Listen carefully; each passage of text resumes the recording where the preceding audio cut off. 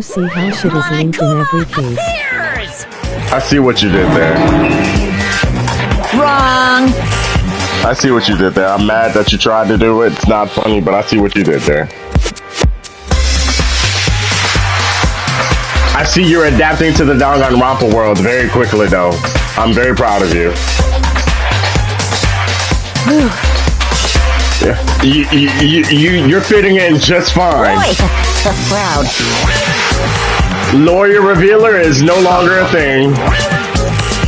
Welcome, the ultimate clairvoyant time revealer. Hey! He can predict the future and future trials. Let's go. Please! What the heck?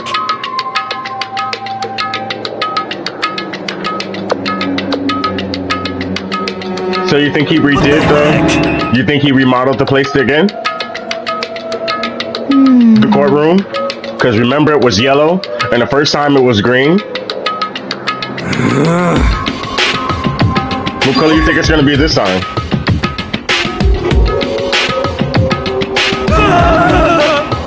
Hey! It better be brown. That's right. I'm gonna pray for you, bro. I'm gonna really pray for you.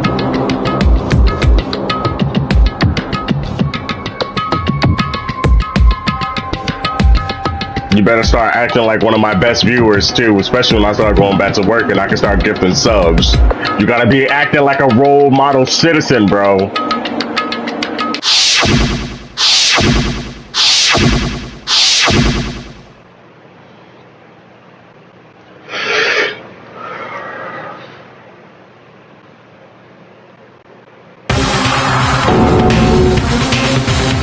So, who do you think the killer is before we get in the elevator?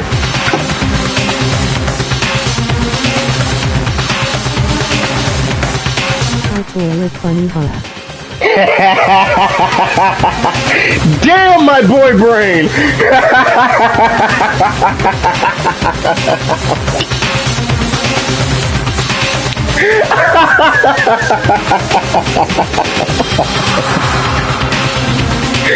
Cause it's a toilet and it go poo.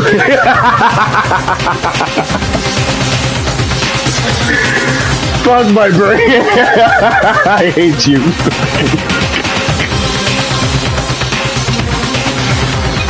But yeah, who do you think the killer is?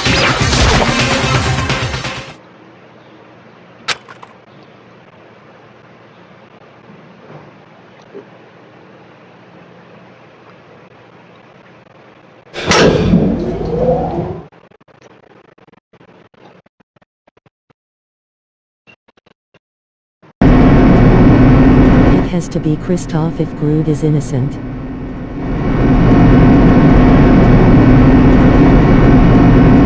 Kyoko?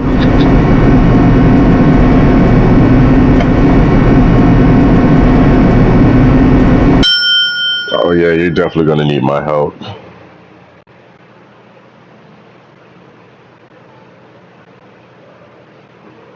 This one's gonna be different. Whenever you if you wanna take a shot at it, let me know. Be like, let me see if I can guess it, or say something quick so I can let you guess it.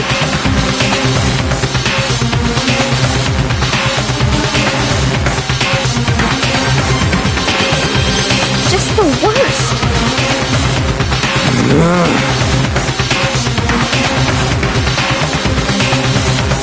What? Come on.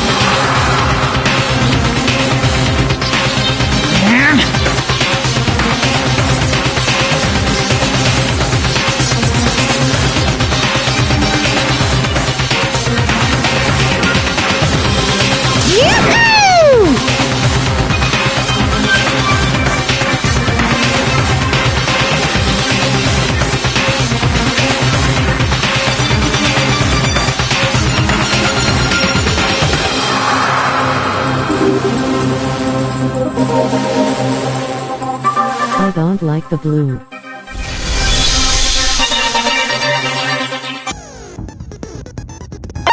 As always, VOD Nation.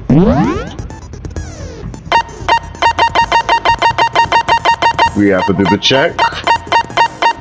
There are no skills equipped. All rise.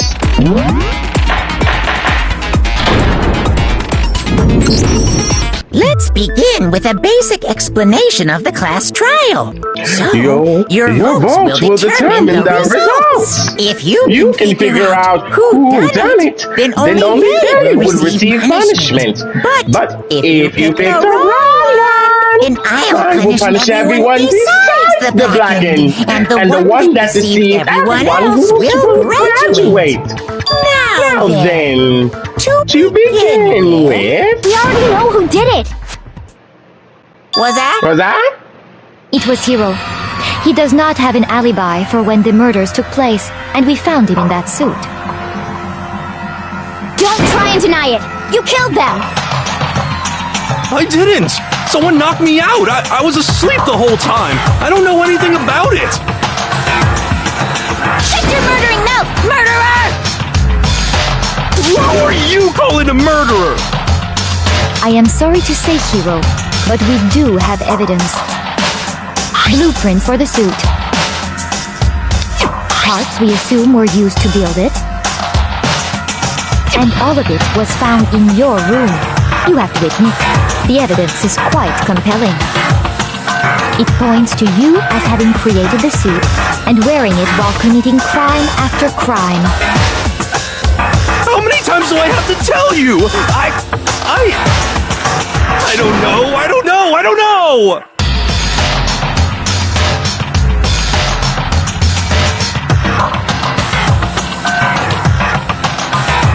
Spin this table.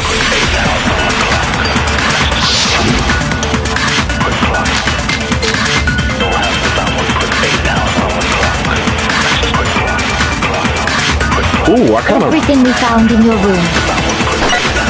The blueprints, the suit parts, they are all proof enough. Oh, I kind of don't remember. I might have to take full control of What do you this. think about that stuff? It's not true, it's a conspiracy! Hiro, why? Why did you kill them? No! Just hold on a second!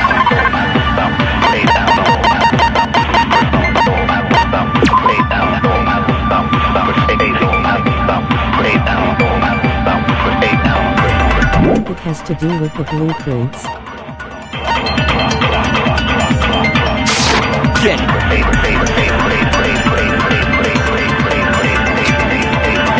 Everything we found in your room. The blueprints, the suit parts, they are all proof enough that you are the culprit. I don't know anything about that stuff! It's not true, it's a conspiracy! Hiro, why? Why did you kill them? No! Just hold on a second!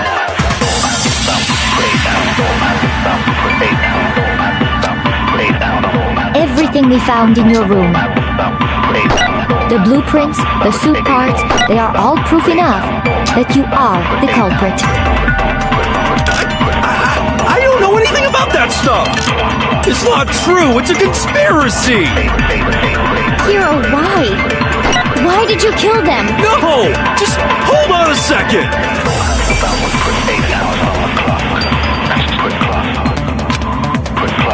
Everything we found in your room. The blueprints, the suit parts, they are all proof enough.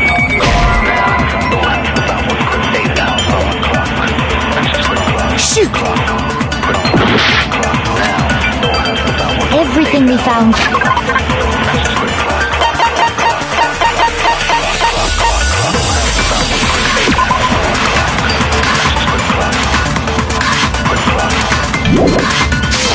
In your room. The blueprints, the suit parts, they are all... No, that's wrong! Yeah, I'm gonna take full control. Are we sure Hiro really made those blueprints? I gotta remember this case. Well, take a look at this. It's the note that Hiro wrote, asking everyone to meet up after Alter Ego disappeared. The handwriting's obviously different, wouldn't you say? When you compare it to the blueprints. There's no way you could think the same person made both of them. Unless that person made it a point to disguise their handwriting. No, the differences are bigger than that, I think. Come on! I'm not smart enough to think of trying to change my handwriting anyway. So Makoto, I love that you clapping in saying the you don't think background. Hiro's the culprit? God. He's not the only one. I think Hiro is innocent as well. Then who was in that Robo-Justice suit? Is it like Hiro said? Was there really someone running around in a second suit? The suspicious individual hidden within the suit. This gotta be my favorite theme. Go ahead, Makoto. Tell them who it was. So, who was in the Robo-Justice suit?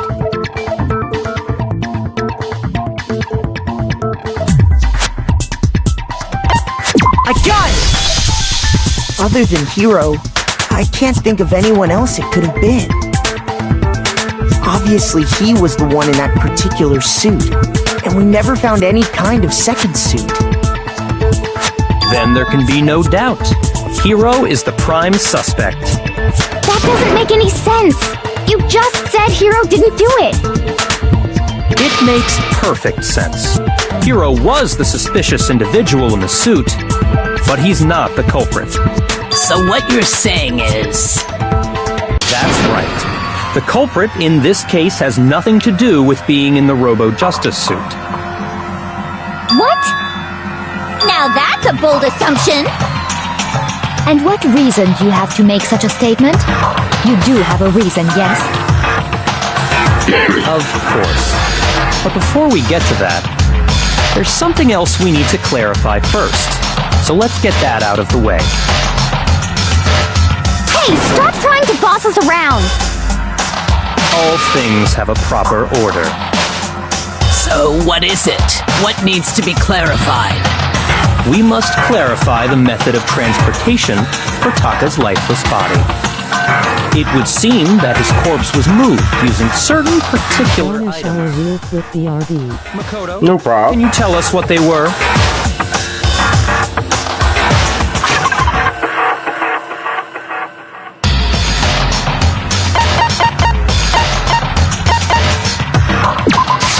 I got it!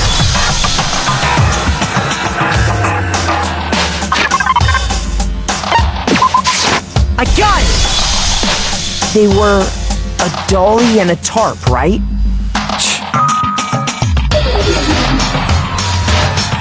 So, let's see if I can explain. Taka's body disappeared from the equipment room, and then we rediscovered it in the repository. And when we found it for the second time, it was wrapped in a blue tarp, right? It was the same tarp that, up until then, was stored in the equipment room.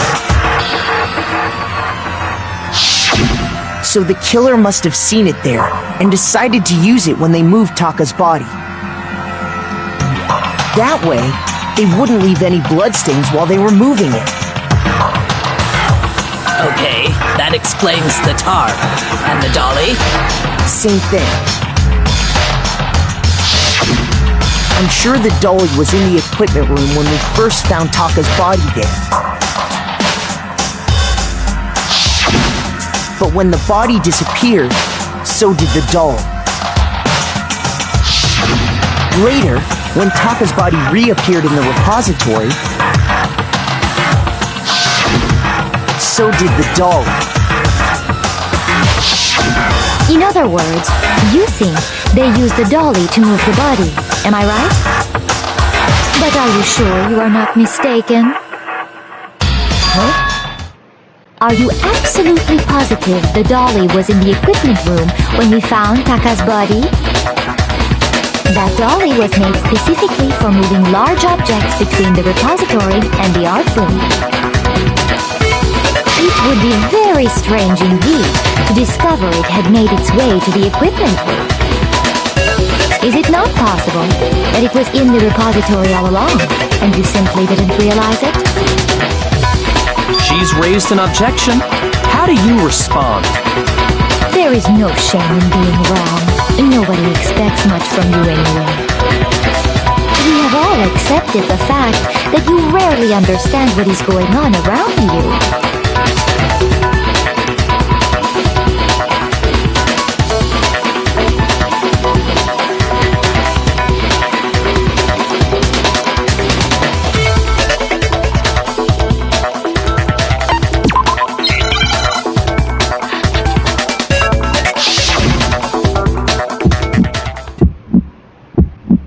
You have it wrong!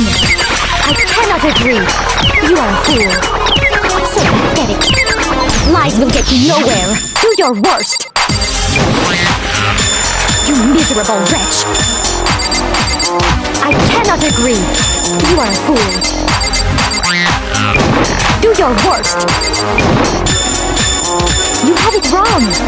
I cannot agree! You are a fool! So pathetic! Lies will get you nowhere! Do your worst! You miserable wretch! I cannot agree! You are a fool! Do your worst! You miserable wretch! I cannot agree!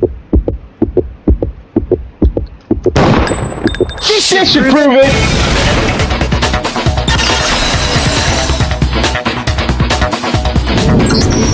If you're asking for proof that the dolly moved, I have it right here. When I found the dolly in the repository, one of the wheels had a blood stain on it. There was a pool of blood in the equipment room with a tire mark in it that matched the dolly wheel's tread. The killer probably rolled the dolly through the blood on accident as they wheeled the body out of the room. And as the blood dried on the tire, they moved the body into the repository. So there's my proof that the dolly was used to move Taka's body.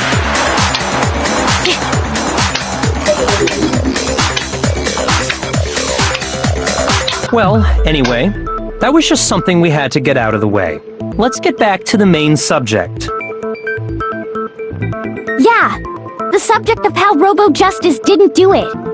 Because if it's not a killer robot, then what kind of robot is it? I'm not sure that really matters. I'd be happy to explain why the occupant of the suit couldn't possibly be the killer.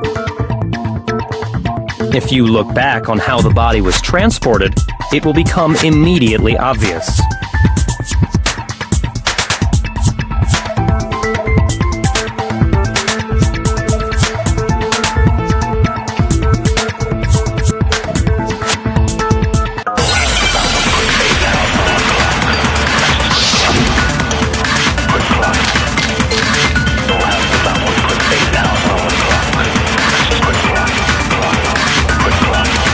As we know, Taka was...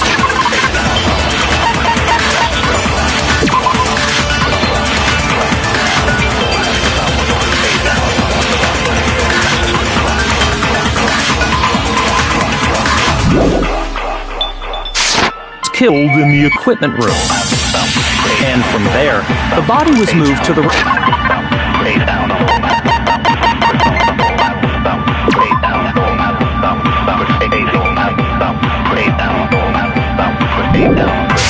repository, correct?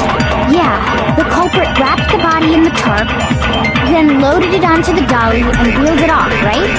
Now, keep in mind that the dolly doesn't have a handle. Well, yeah, but even without it...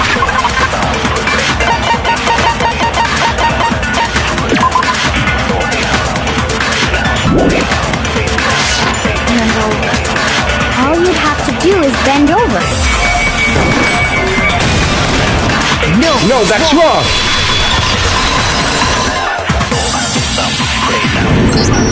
You're absolutely right that you could push a dolly without a handle if you stoop down low. But if you were wearing that suit, do you think you could actually get into a position like that? What do you mean? Think back to what you said when we were all checking out the suit together. Remember?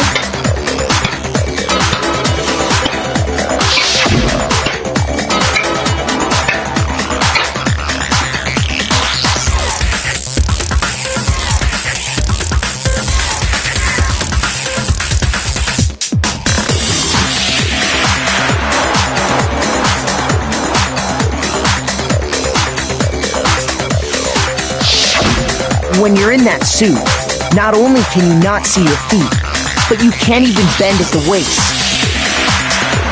Am I right about that? Now that you mention it, yeah. It seems like it'd be awfully hard to push that dolly if you couldn't bend over. Well, what's to stop you from simply pushing the dolly with your feet? When you can't even see your feet? You really think someone could kick the dolly all that way? Yeah, it'd be totally impossible! Not that I can say for sure myself. On top of that, you were wearing such a rigid, cumbersome suit. It's very unlikely you would have the dexterity to go about wrapping the body in a tarp. Well, I mean, isn't that just a matter of taking off the suit when you're ready to move the body?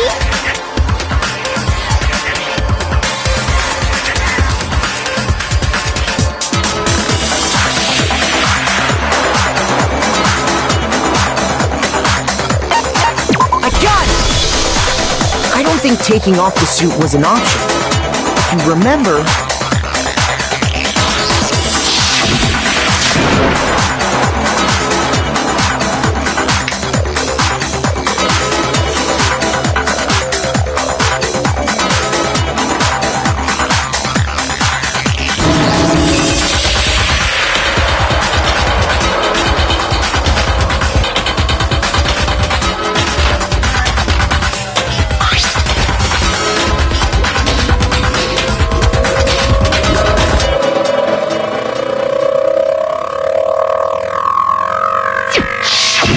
That's true. It seems impossible to put the suit on or take it off without help.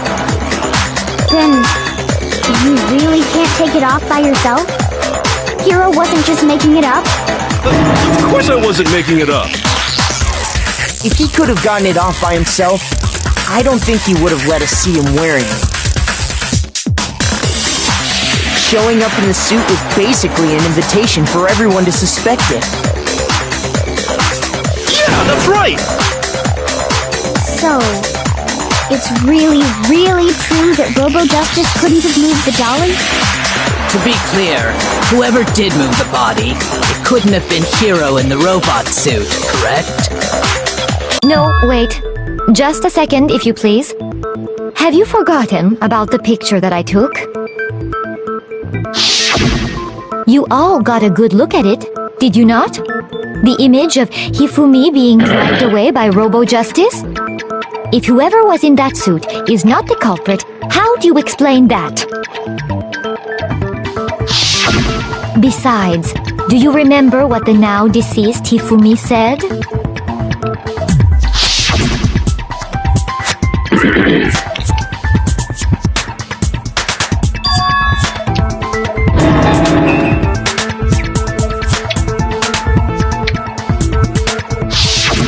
So long as those facts exist, the proper conclusion is beyond question. The individual inside the suit and the culprit are one and the same.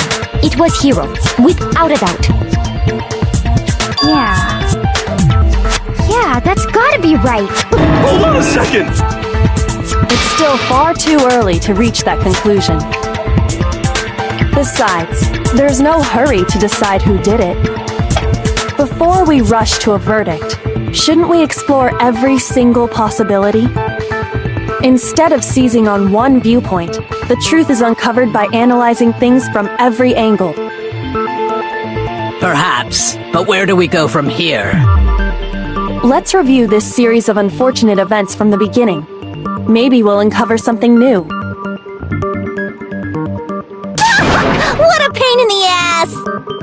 I don't disagree, but our lives are on the line. If this is what it takes, we have to do it. Plus, maybe we'll get to find out where the heck Kyoko was when everything went down. All right then, let's take another look back at what happened. I suppose we could start with this morning. 4 of us gathered together in the dining hall. Makoto, Hina, Kyoko, and myself. We waited there for quite a while, but nobody else showed up, so we went to look for everyone. That was around 8 a.m. And as soon as we split up, Kyoko went missing. Soon after that, Hina found Celeste in the rec room and quickly came to get Makoto and me. It seems I was unconscious for about an hour after I was attacked by my mystery assailant. I know it was an hour because I remember being attacked a little after 7. That was when we saw Celeste's picture and discovered that her assailant had been wearing a strange costume. As it turns out, it was Robo-Justice. It also soon became clear that this same Robo-Justice had abducted Hifumi. We were soon joined in our search by Byakuya and Toko, and then went on to find Hifumi in the library. He was injured, so we took him to the nurse's office and resumed our search for the suspect. But not long after leaving the nurse's office,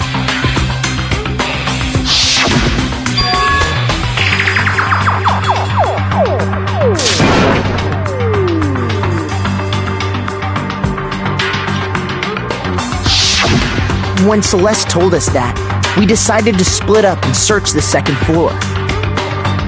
And soon after that, I saw someone moving around on the 3rd floor, and I yelled out to everyone as soon as I did.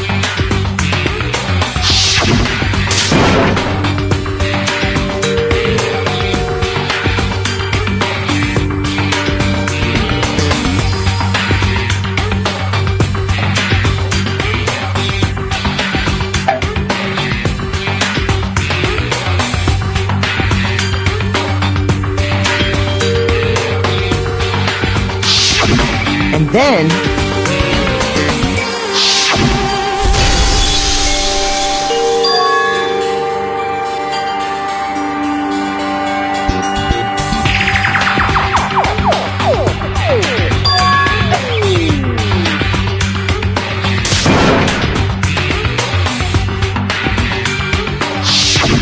at that point we decided to divide up into 2 groups.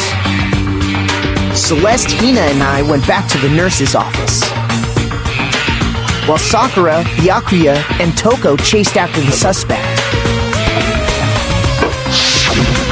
When we got back to the nurse's office, we found Hifumi, dead. And that's when we heard the body discovery announcement. I left Celeste and Hina there and headed back to the 3rd floor to let the others know what had happened. Meanwhile, we had just discovered Taka's body in the equipment room. We must have found both bodies at almost exactly the same time, because we heard the same announcement not long after we discovered his body. And that's when I told you guys about Hifumi. Then the 3 of us headed for the nurse's office.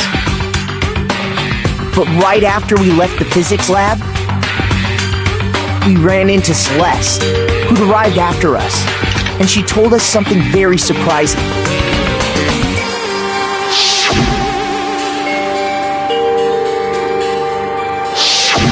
We rushed back to the nurse's office and saw that she was right. Then we remembered we'd left Toko passed out in the equipment room, so we hurried back again.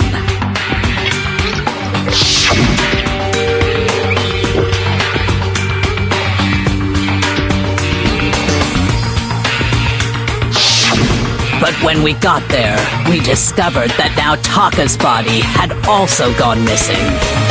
Next thing we knew, we were searching the school for 2 missing dead bodies. And after some time... Celeste informed us that she'd found the bodies, and we all headed to the repository,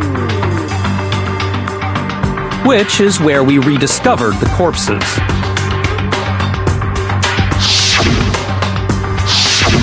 I think that about covers it. I see. The whole thing sounds exceptionally complicated. It certainly seems to me that these are not a simple series of connected events. Okay, well, if that's true, then what? Rather than a single series of events, I think we have to consider each murder a separate situation. And from there, we can uncover the contradictions surrounding all of them. Now then, let's get started, beginning with what happened to Taka.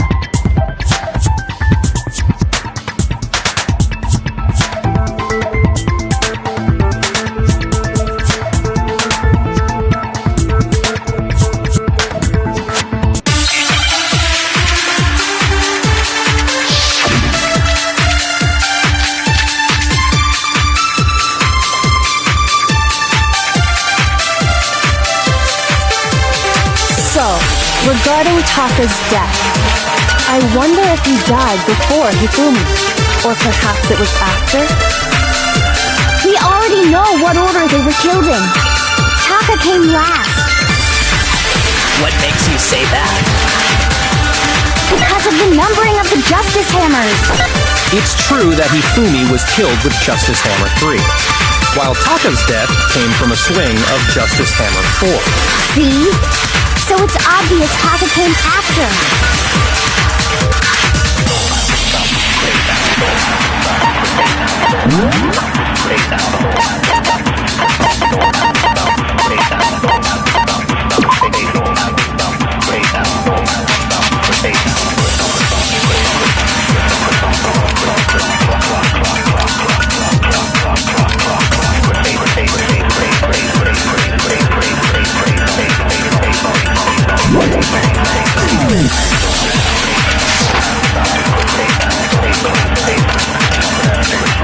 So, regarding Taka's death, I wonder if...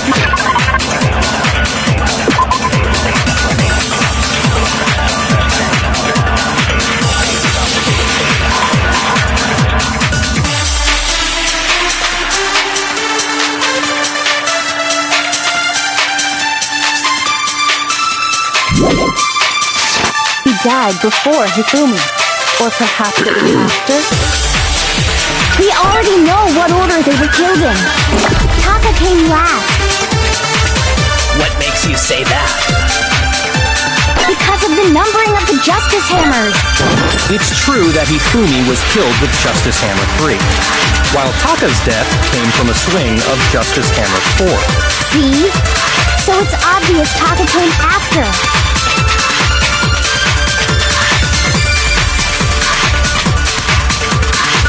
So, regarding Taka's death, I wonder if he died before Hifumi, or perhaps it was after?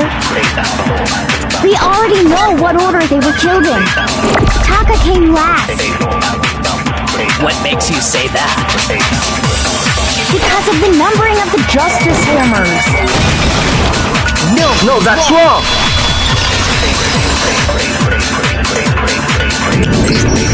Hold on. There's no reason to assume that the hammers were used in the same order as their numbers.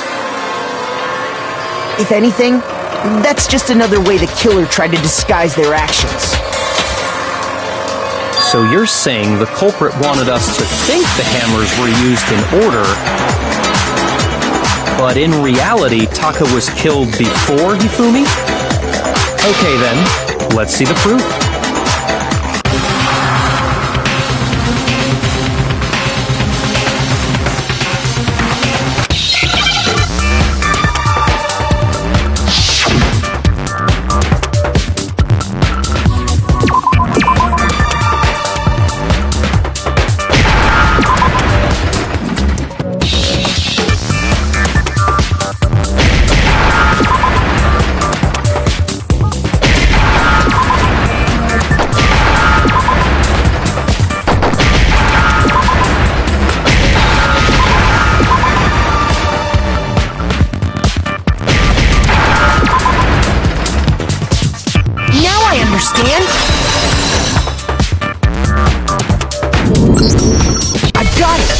Taka's wristwatch. See? Look! It broke with the hands pointing just past 6 o'clock. It must have gotten broken when he was attacked by the killer. Because as of last night,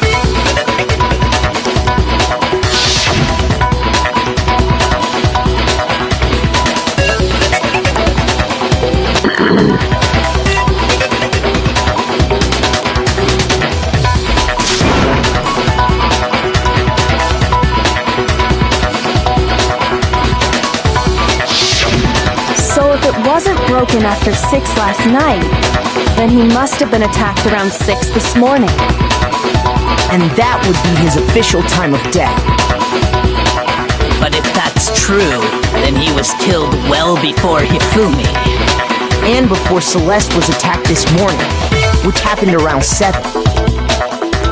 That's right. Taka was killed before any of the other incidents took place. That simple fact slipped past all of us.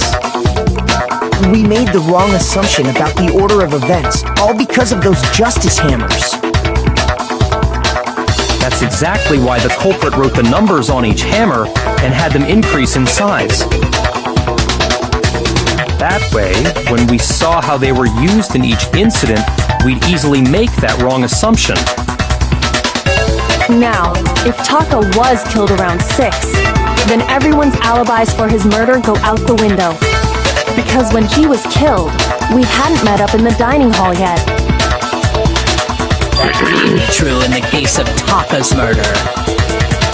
But all of our alibis still hold true for Hifumi's death. That's right. With him, at least, we're all safe.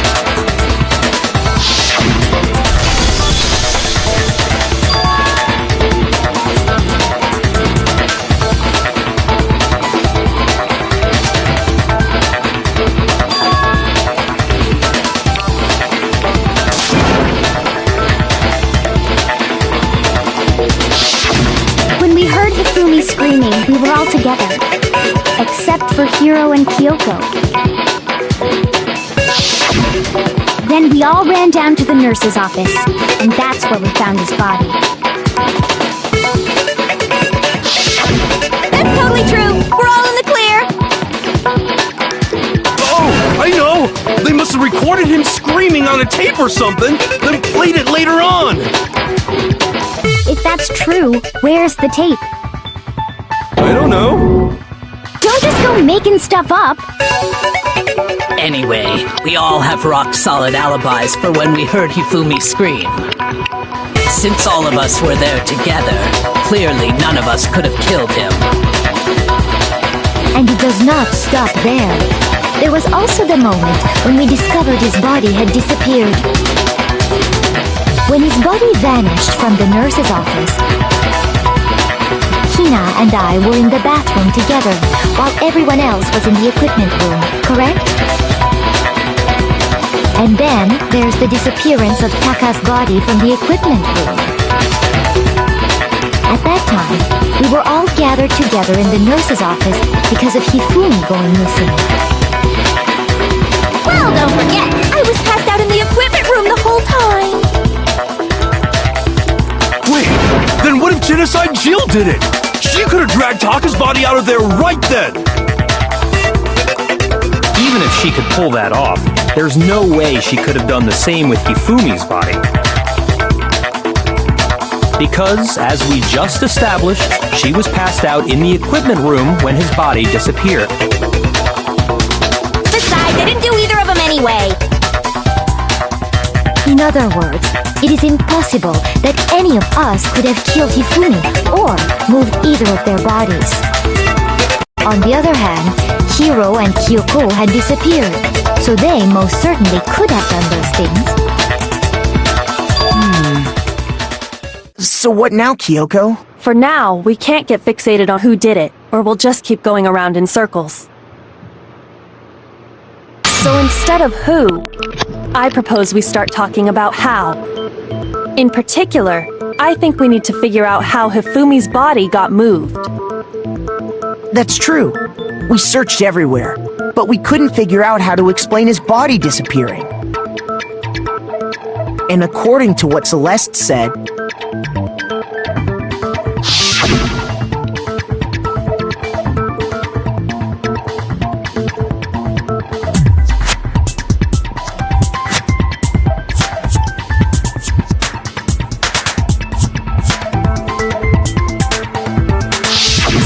his body apparently disappeared in the 1 minute her and Hina took their eyes off of it.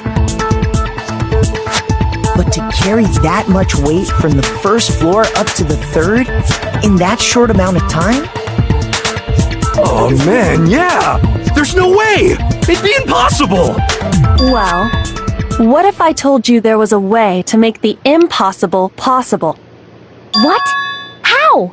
If the dead body were to move itself. The dead body moved on its own? No! Not another... ghost! I don't think it has anything to do with the occult. I think what she's implying is... we thought Hifumi was dead, but perhaps in reality he was still alive. He was alive? Are you saying Hifumi wasn't carried out of the nurse's office, but simply walked out on his own? But I mean, we found his body. He was dead. Perhaps he was simply playing dead.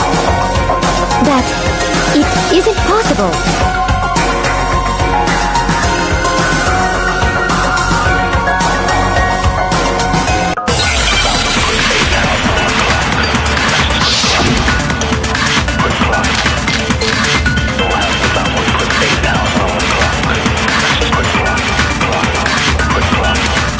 Are you saying that when we first found Hifumi in the nurse's office,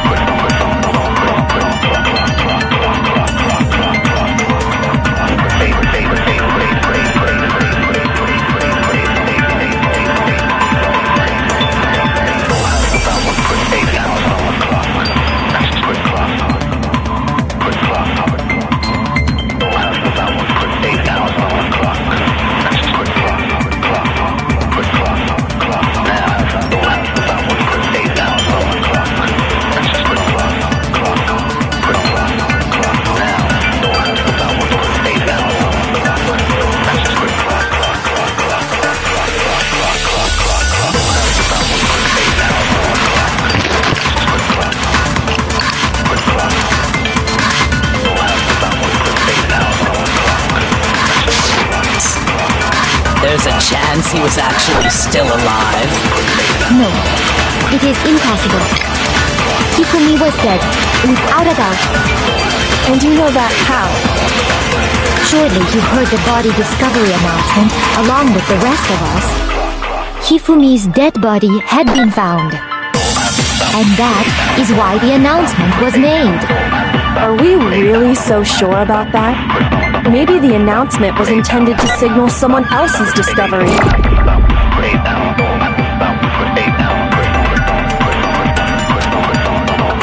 Are you saying that when we first found Hifumi in the nurse's office, there's there's a chance he was actually still alive? No, it is impossible. Hifumi was dead, without a doubt. And you know that how? Surely you've heard the body discovery announcement along with the rest of us. Hifumi's dead body had been found. No, that's wrong!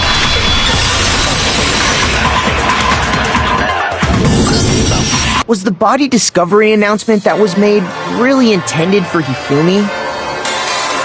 Of course it was. The announcement played right after we discovered his body. Maybe. But that was also the same time that Taka's body was found. That's right. It wasn't long after finding his body that we heard the announcement. So there's a good chance we've made a mistake in there somewhere. I think we've confused whether the announcement was for Hifumi or Taka. First of all, if 2 bodies had been found, there really should have been 2 announcements. Maybe Monokuma simply got lazy and rolled them together into one. What do you say, Monokuma? Any comment? Well, it's a very sensitive issue, so I can't go into too much detail. But what I can say about the body discovery announcement is that it's only broadcast when 3 or more people find a dead body for the first time. That didn't answer our question, man. We're asking if you're a lazy bum. No, actually, that was plenty. He said it's only broadcast when a body is discovered for the first time, which means even if we find the same body again later, he won't make the announcement again. If that's true, then why was the announcement made again later on? Huh? Later on? Exactly. We heard the body discovery announcement twice.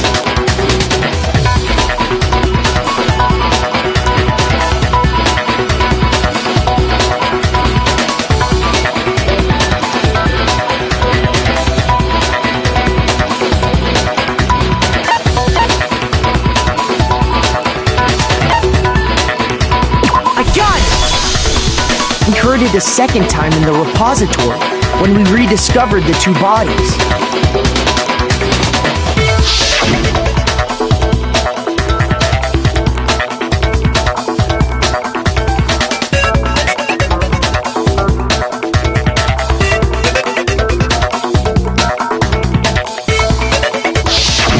It didn't seem weird at the time, but it contradicts what Monokuma just told us, doesn't it? Exactly. If we were actually rediscovering both bodies, the announcement shouldn't have played. Then in reality, when the 2 dead bodies were rediscovered, one of them was actually being discovered for the first time. So, when we found Hifumi the first time in the nurse's office, he wasn't actually dead yet. Meaning, he wasn't actually found dead until we came upon him in the repository. And that's just part of it. There's one other thing that leads me to believe he was still alive in the nurse's office. Oh, I know! Because he was really dead! Bada bing, bada boom! That is the worst logic I have ever heard. But honestly, I do not think there's anything that can prove he was still alive. Okay then, let's take another look at the events surrounding the discovery of his body. Then it should become clear whether he was really alive or not. This whole thing is pointless.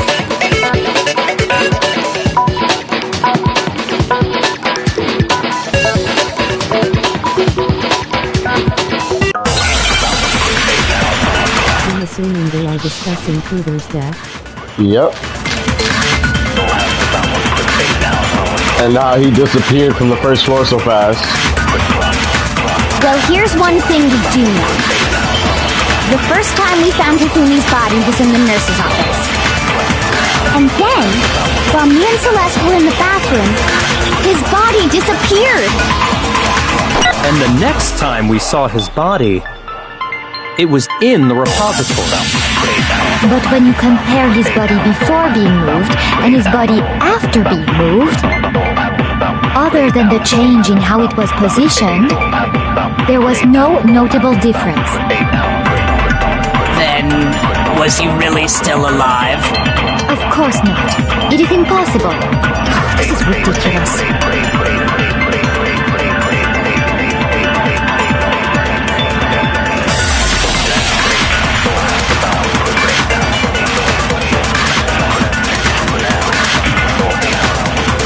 Well, here's one thing we do know. The first time we found Hifumi's body was in the nurse's office. And then, while me and Celeste were in the bathroom, his body disappeared. And the next time we saw his body, it was in the repository. But when you compare his Well, I body know this before being one. moved and his body Oh, you do? being moved, other than the change in how it was positioned, there was no notable difference. Then, was he really still alive? Of course not. It is impossible. This is ridiculous.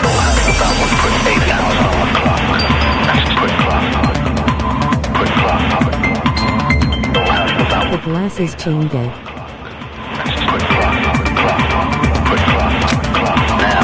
Well, here's one thing we do know. The first time we found Hifumi's body was in the nurse's office. And then, while me and Celeste were in the bathroom, his body disappeared. And the next time we saw his body, it was in the repository. But when you compare his body before being moved and his body after being moved, other than the change in how it was positioned, there was no notable difference. No, that's wrong.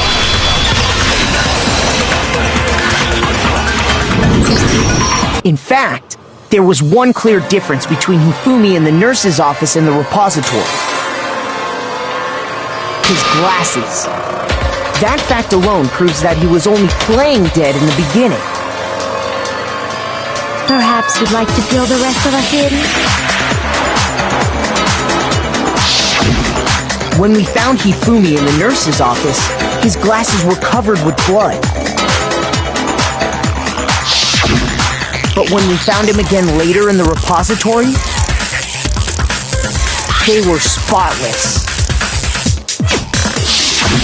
And I found the item he used to wipe them clean in the nurse's office trash can.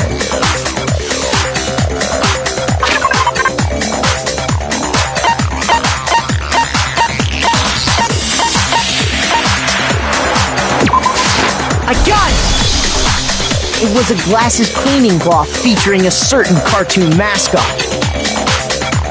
One look at the bloodstain on the cloth should make things clear. This piece of cloth was used to wipe Hifumi's glasses clean. And the mascot on the cloth is the same one that's on the digital camera, right? And whose digital camera was it? Hifumi's, of course. The character was Princess Priggles from Demon Angel Pretty Pudgy Princess, I think. I highly doubt anyone but Hifumi would have brought something like this to school. I see your point. And the only people here who wear glasses are... I wouldn't be caught dead using a tacky piece of garbage like that. A few tissues is all I need to keep my glasses clean. Then there's no question. It belonged to Hifumi. So what you're saying is... What exactly? What I'm saying is, the blood on his glasses was wiped away using his own glasses cleaning cloth. Even if that is true, it does not mean he wiped the blood off himself. But who would benefit from a clean pair of glasses other than the glasses owner? That's a good point. And it must have been him, right? So let's assume that Hifumi was still alive in the nurse's office. He pretends to be dead, Then when he's alone, he wipes his glasses clean so he can see. Then he stands up and walks out on his own 2 feet. And with that, the impossible task of moving his copious corpse becomes possible, wouldn't you say? But then, if he was just pretending to be dead, what was with all that blood? Was it paint or something? The fridge in the nurse's office contains packs of blood for emergencies. He probably used one of those. He figured if he was gonna play dead, he should go all out, so he just dumped it everywhere! But he got crazy with it and had to wipe his glasses off when he was done! God, what an idiot! And if Hifumi was still alive at that point, the disappearance of Taka's body is easily explained. It should be perfectly obvious who must have moved Taka's corpse.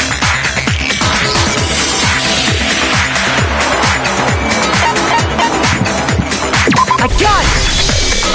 It could only have been Hifumi.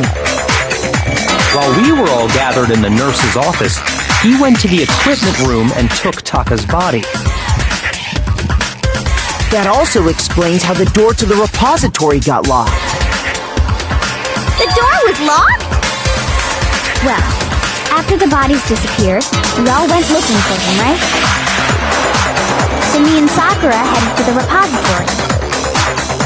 But when we got there, the door was locked.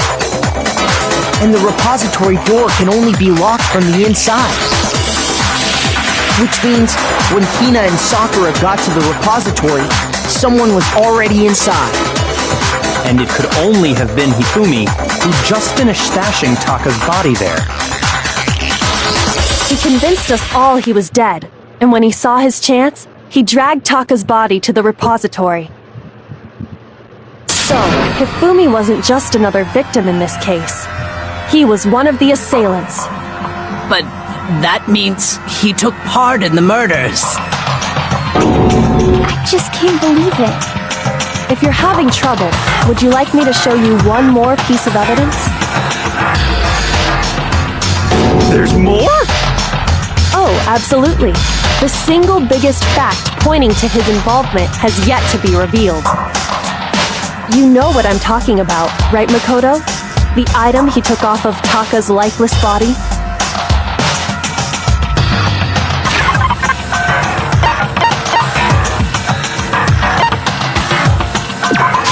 I got it! You're talking about the note Hifumi had hidden away, aren't you? Hidden note? That's right. We found it stuffed in his pants. What? In his pants? Yes, his pants. Okay, well, forget about the pants for now. Take a look at what the note says.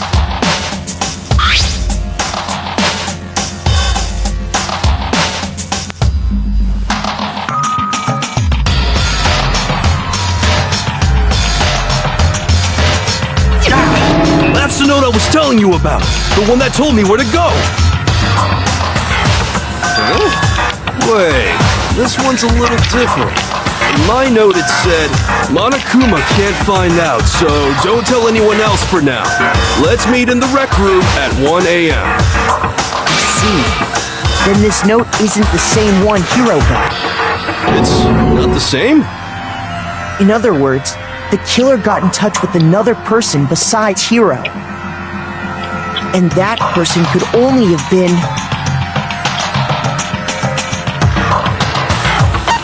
Hifumi's pants. I got it! That's right! Taka! The killer used this note to draw out Taka and murder him. Hello? Over here! Objection! Objection! I don't really understand what's going on, but Hifumi had that letter, right? So whoever wrote it wasn't drawing out TikTok, they were drawing out Huffy!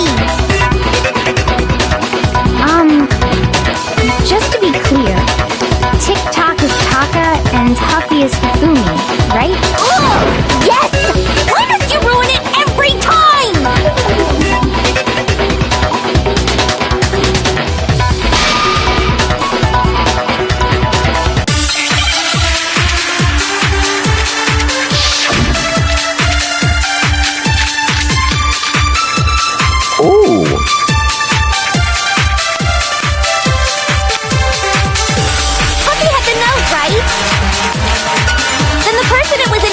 for, must have been happy!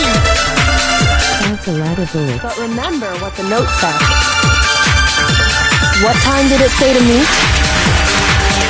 6 a.m., I believe. The time doesn't matter! The note has nothing to do with TikTok!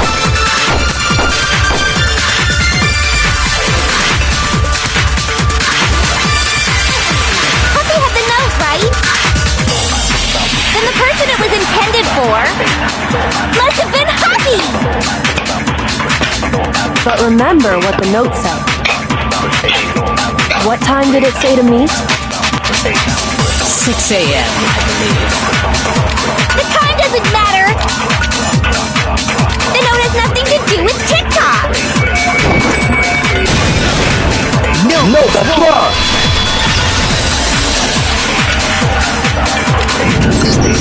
No, there absolutely is a connection. What the hell are you talking about? The note said to meet at 6 a.m., which is the same time Taka was murdered. You've already proven that using his wristwatch. But there's more. Look where the note says to meet. The equipment room, right? Which is where Taka was killed. I see. So, Taka was murdered at both the time and place written in the note. I think that should be plenty to show that this note was definitely meant for Taka. Well, when you put it like that... No further objections! Then someone used that note to trick Taka. Just the same as me. The culprit really is a cold-blooded monster. Telling people they found a way out. But if they gave the note to Taka, what was Hifumi doing with it? Stuffed down his pants, no less! Most likely, Hifumi stole it off Taka's corpse after he died. He stole it? Where's your proof? Go ahead, show us.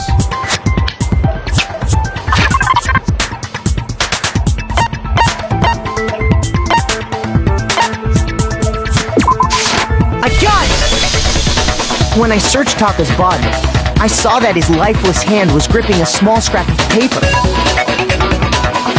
If I'm right about this, the sheet of paper this piece came from is... I knew it! It fits perfectly with the note we found hidden on Hifumi. Then Taka's scrap and Hifumi's note... Yup, they're from the same piece of paper. Hifumi had the note meant for Taka, while Taka's corpse still grasped a small piece of that note. There's only one way to explain it. Taka died clutching the note.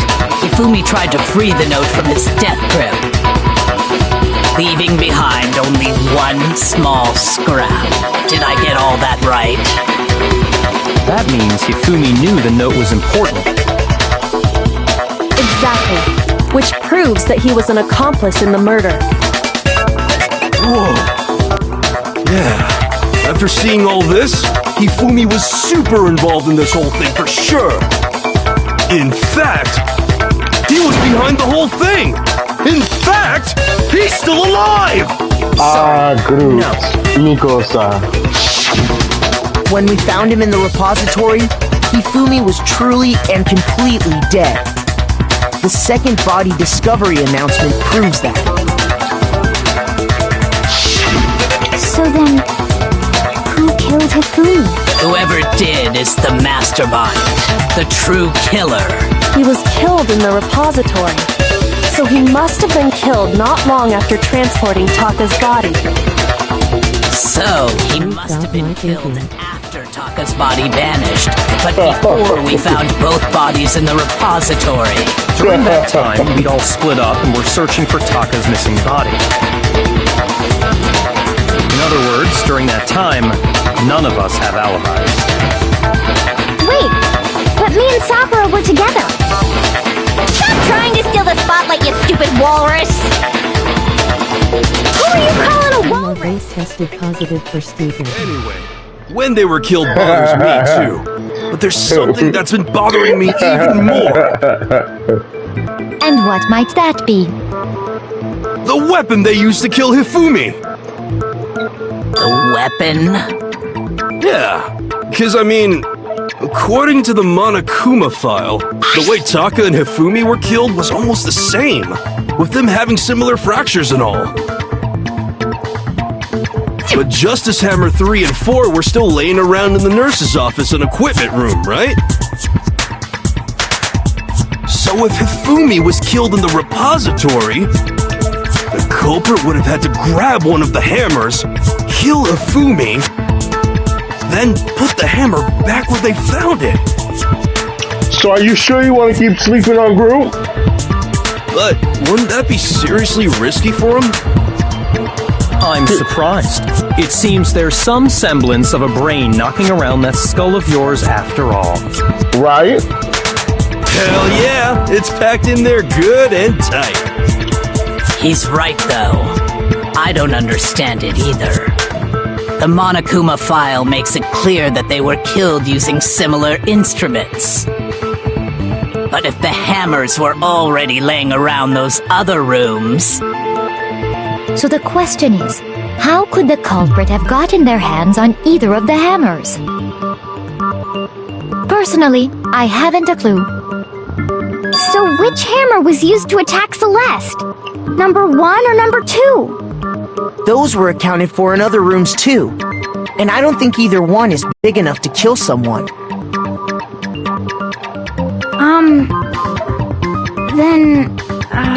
Is it not possible they used a different weapon? I don't think it is possible. They were both killed with the same kind of thing, right? So then, what was used to kill Hifumi?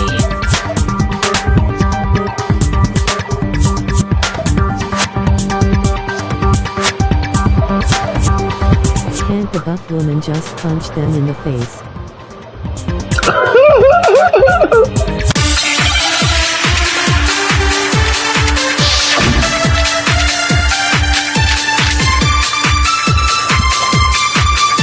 I'm a villain. You're doing this one. What was used to kill Hifumi? Pay attention. Was it Justice Hammer 3? Maybe Justice Hammer 4? Well, whatever it was, there's one thing we have to figure out. How was the culprit able to move around so freely with the weapon? How did nobody witness them carrying it? Sounds like a Justice Hammer 5 is about to make its appearance! Check out murdergear.com/hammertime for more info! Well, one thing seems pretty clear. The murder weapon had to be one of the Justice Hammers! And, that's about it.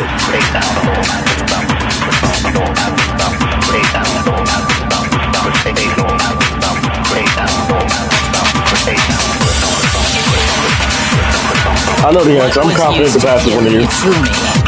Was it Justice Hammer 3? These are your bullets. Maybe Justice Hammer 4? Well, whatever it Let me see the bullets. there's one thing we have to figure out. How was the culprit able to move around so freely with the weapon? How did nobody witness them carrying it? Sounds like a Justice Hammer 5 is about to make its appearance! Check out murdergear.com/hammertime for more info! Murdergear.com. One thing seems pretty clear. The murder weapon had to be one of the Justice Hammers! And, that's about it.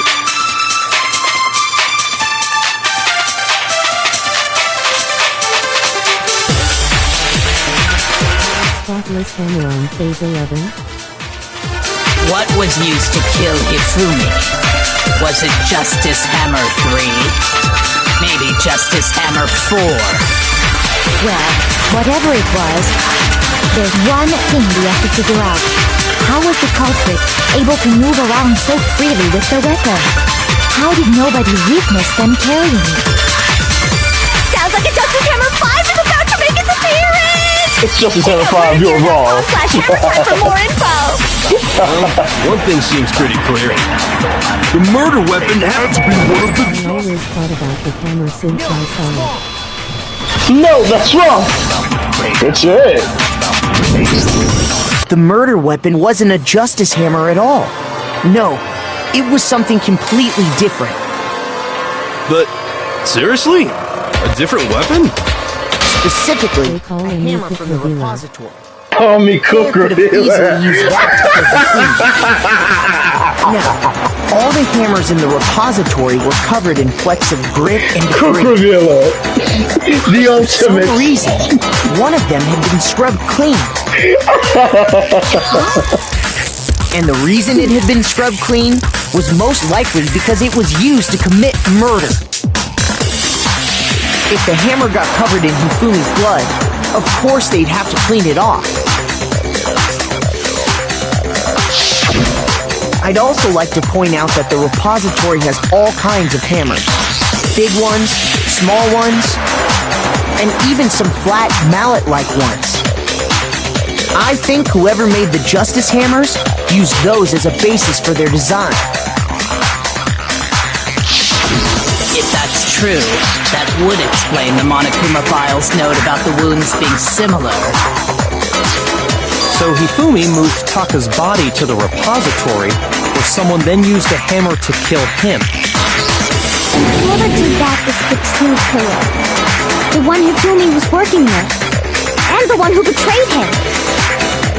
Hold on a moment. I still think it's strange to assume someone was working together with him.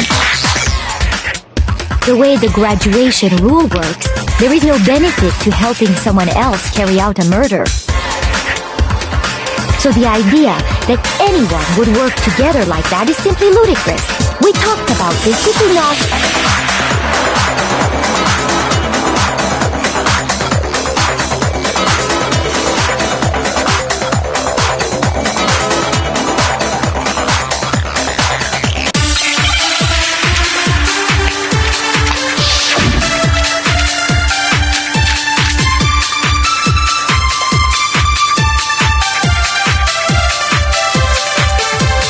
Based on the rules that have been laid out for us, even if more than one person is complicit in the murder, only the one who actually carried out the act can graduate and survive.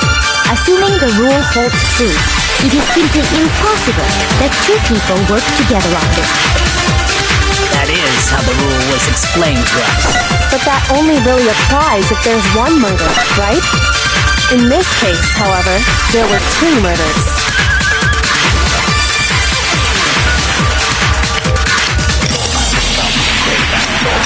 Based on the rules that have been laid out for us, even if more than one person is complicit in the murder, only the one who actually carried out the act can graduate and survive. I wish I had like a little avatar dancing right there up at the top to this background music. Like if he would be getting down.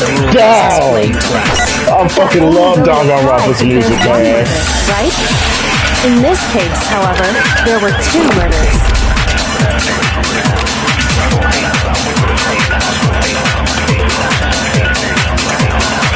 Based on the rules that have been laid out for us, even if more than one person is complicit in the murder, only the one who actually carried out the act can graduate and survive. Assuming the rule holds true, it is... No, that's wrong.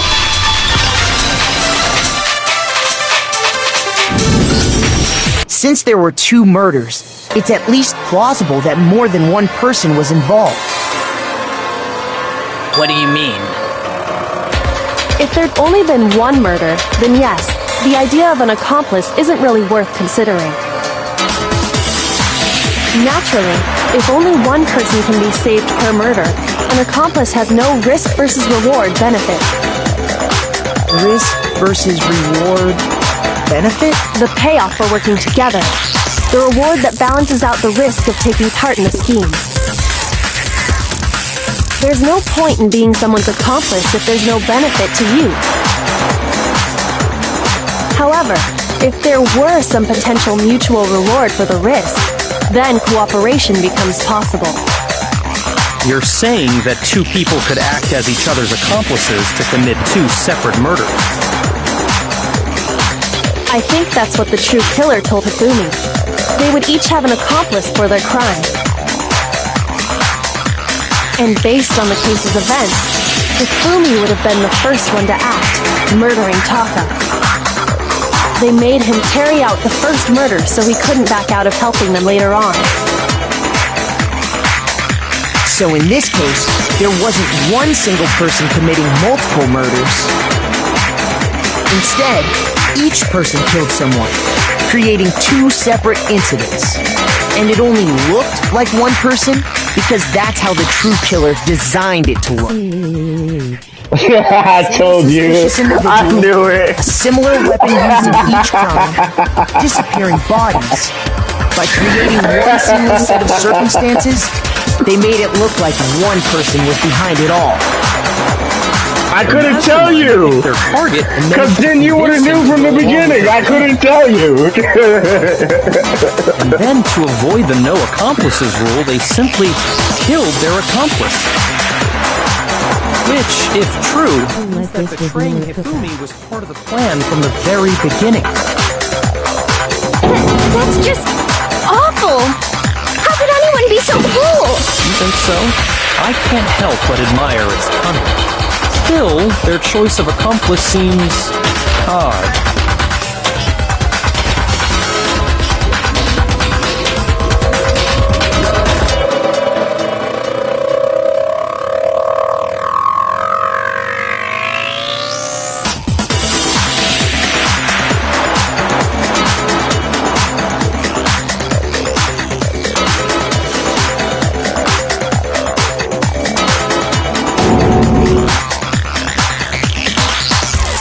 So what if both murderers weren't found out? Do both of them graduate? I understand how an accomplice... That's a good question. In the what-if reality. Was the one pulling Hifumi's strings? That's problem numero uno right now!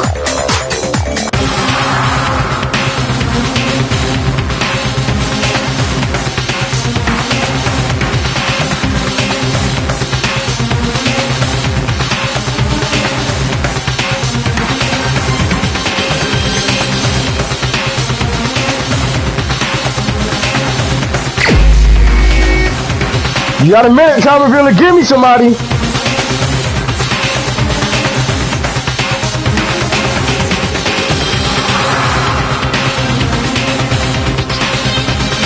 Let's see if we can cook up the culprit.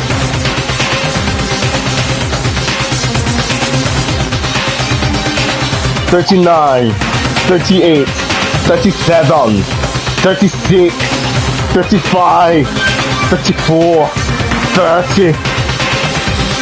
Oh.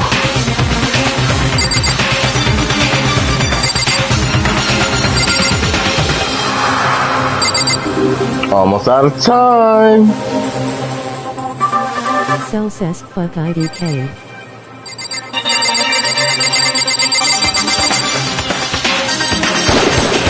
Here's my answer.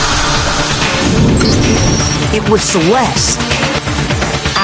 So I'm the suspicious individual now, am I? I really do hate this kind of joke. A joke? I wonder...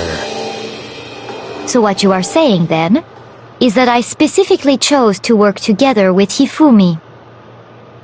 The idea that I would choose to spend any amount of time interacting with him, that I would go within 10 feet of that shit for brains, that lazy, worthless, goddamn idiot! Pardon-moi.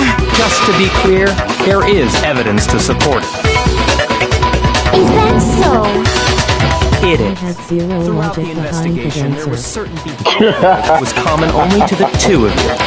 I mean, the lead up, the little blue lines gave it away. So far, it only further proves that the two If you were paying working attention, it was kind of easy. The only one who was being a contrarian this entire time was her.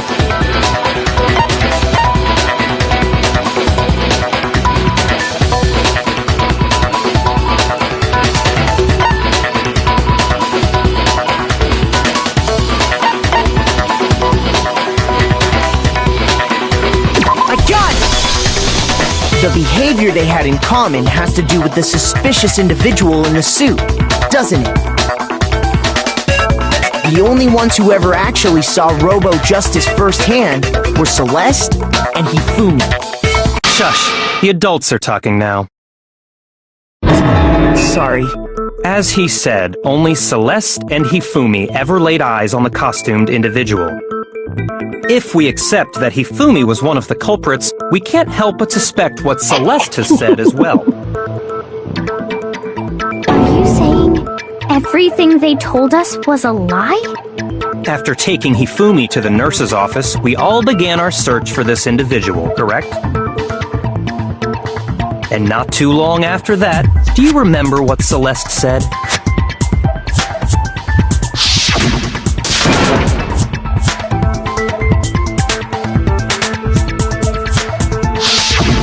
We headed to the second floor specifically because of what she claimed to have seen. The only logic I had was that Next, was the only to draw name us that all is to the the most physics lab memorable up on role. the third floor. LOL. She let out a blood-curdling scream. And when we'd all come to see what was wrong, what was it she said?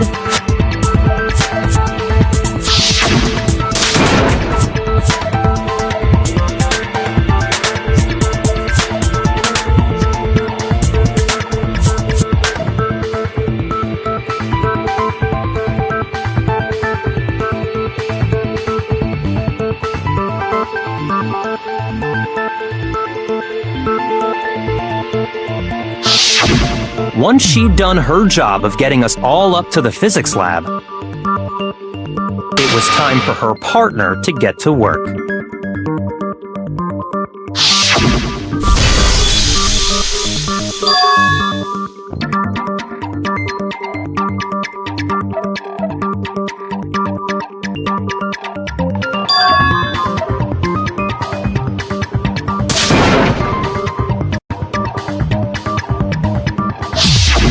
It was to get us to divide into two groups, so that we would discover both bodies at the same time? In fact, Celeste was precisely the one who proposed that we split up.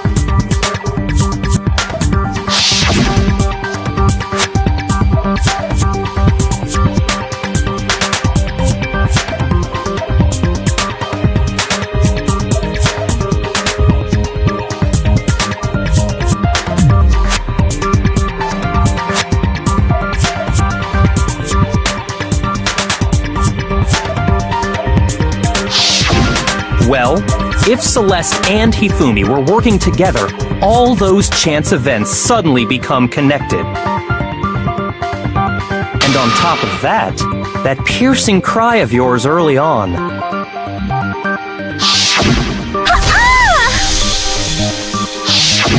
That was to signal Hifumi, wasn't it?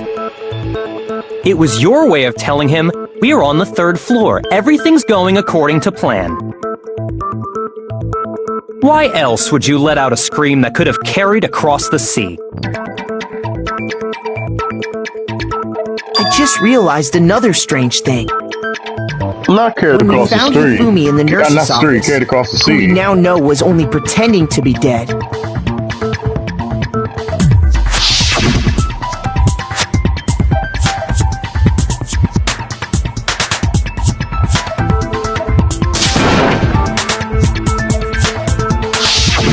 Celeste, you were the first one to say he'd been murdered.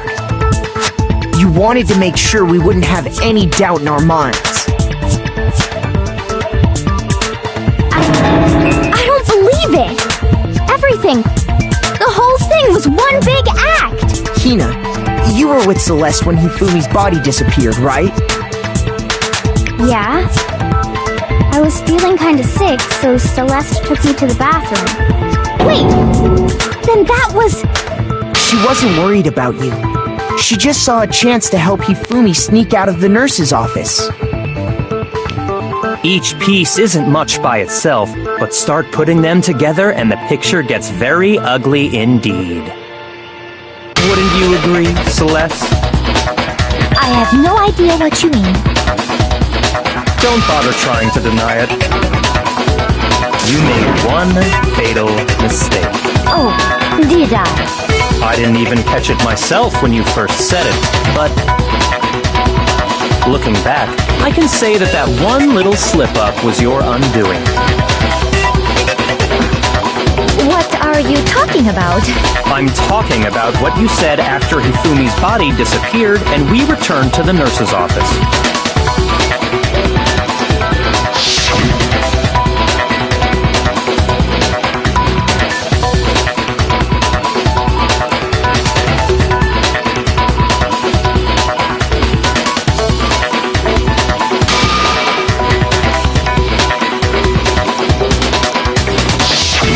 I remember her saying that too, but I don't understand what's so strange about it. Then pay attention. Sakura, Toko, and I were first to discover Taka's body in the equipment room. Then Makoto showed up and told us Hifumi had been killed, so Sakura and I left with Makoto. Once we were in the hall, we ran into Celeste, and the four of us headed to the nurse's office. Now, the entire time we were together, none of us said anything about Taka being dead. Think about it. Celeste's comment doesn't make sense. It was completely out of place. Yeah, I see what you're talking about. Although I don't really get what it means. You hear that, Celeste? Everyone's having some trouble understanding. Could you repeat what you said? If you're really not the culprit, you shouldn't have any problem repeating it, right?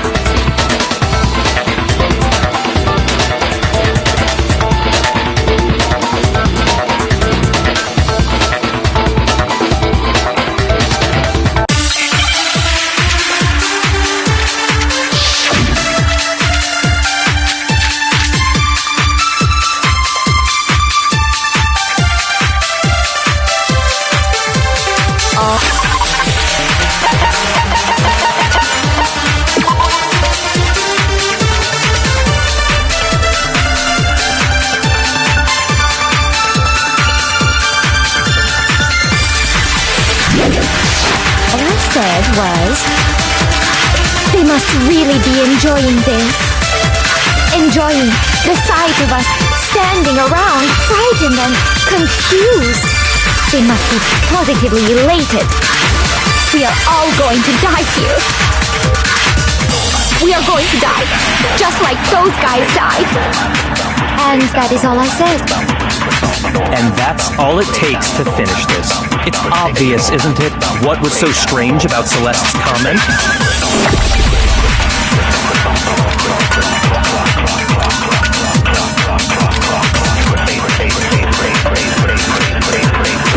All I said was, they must really be enjoying this. Enjoying the sight of us standing around, frightened and confused. They must be positively elated. We are all going to die here.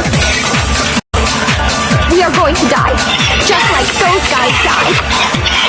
And that is all I said. And that's all it takes to finish this. It's obvious, isn't it, what was so strange about Celeste's comment?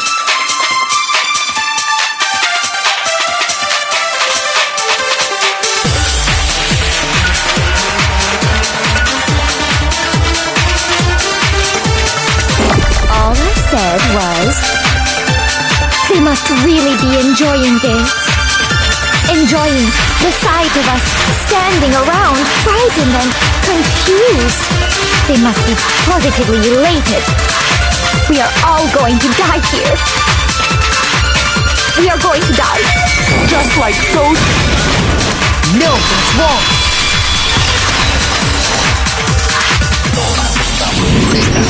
That's right. There's no reason Celeste should have said, just like those guys died.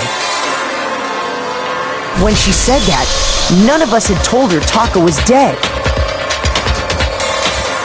Exactly. And we didn't run into her until after we were all out in the hall. So there was never any chance for her to have seen his body in the equipment room for herself. So how did you know, Celeste? How did you know more than one person had been killed? And how did you know they were both guys? Because Kyoko had also disappeared, right? So she could have been dead too.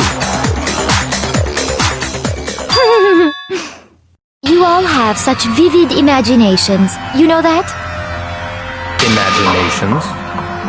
You claim that I was lying when I told you about the suspicious person I saw. Then what about the picture I took? How do you explain this picture of the costumed villain dragging Hifumi away? It has to be some kind of setup, right?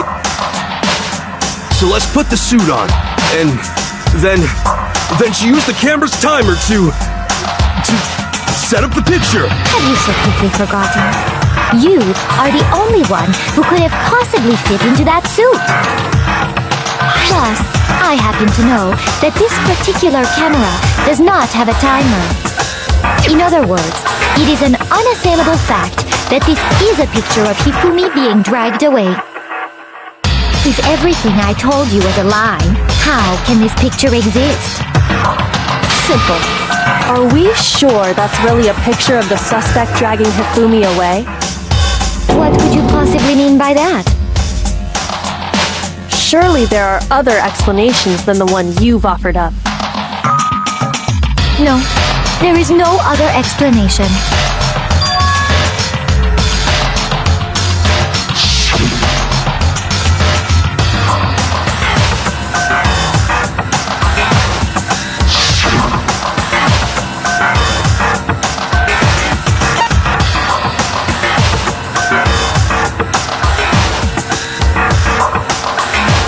I thought I unmuted it because I got off the phone a while ago. But that's why I was saying, look at them, they're dancing, they're dancing. They're drinking, they're drinking. Nah. I got it! It's not a picture of the suspect dragging Hifumi away. I would say it's a picture of Hifumi dragging the suspect away. That's certainly within the realm of possibility. The one being dragged off in that picture isn't Hifumi, but the person in the robot suit. We've simply been led to believe that it's the other way around. And the strange costume might only exist to lead us astray even farther. If you saw someone wearing something like that in this situation, of course you'd notice and be suspicious. That's what happened! You put me to sleep and made me out to be the bad guy in all this!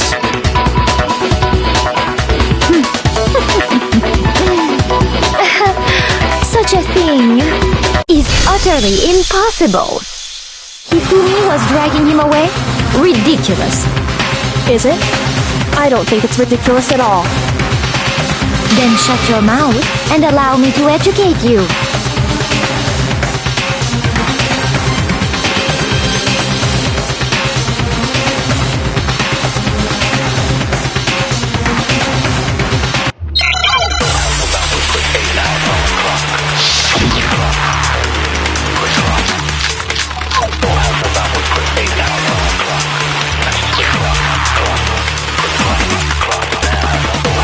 Me up in that suit after I passed out. Then you just draped me across Hifumi and had him carry my weight. You tried to make me look like the bad guy. Like I said, ridiculous. As you can see in the picture, the suspect is standing perfectly upright. If the person inside the suit was unconscious, there's no way they could stand up straight like that. Then the fortune-telling idiot is the culprit after all! No way!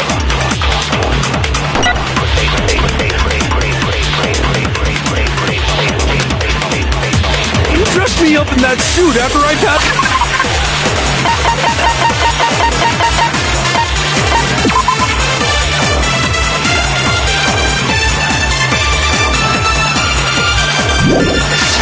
Stop! Then you just draped me across Hifumi and had him carry my weight. You tried to make me look like the bad guy. Like I said, ridiculous. As you can see in the picture, the suspect is standing perfectly upright. If the person inside the suit was unconscious, there's no way they could stand up straight like that. No, that's wrong.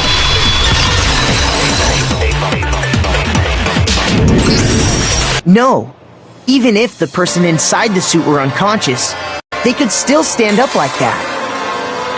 Because that Robo-Justice suit had a certain characteristic.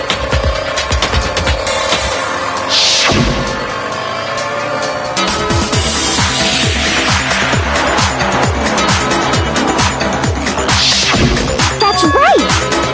They totally made a mistake when they made it, so it couldn't bend at the waist. I'm not so sure that was a mistake. I think the suit was designed from the beginning to be used the way it was. Celeste and Hifumi took the suit they'd specially designed and stuffed Hiro into it. That's how they were able to fake that whole thing. The point of it all was to make us believe whoever was in the suit was to blame. Well then, I suppose this is checkmate. Checkmate?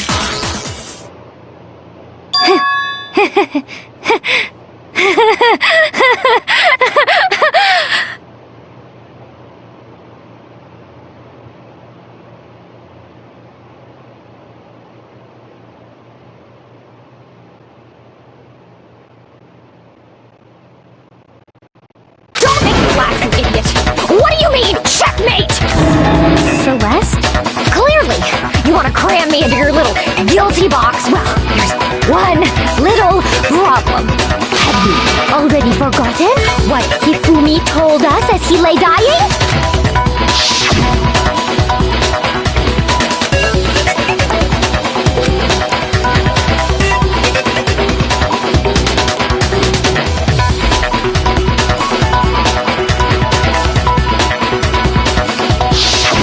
When we asked him who had attacked him, his answer was quite clear, was it not?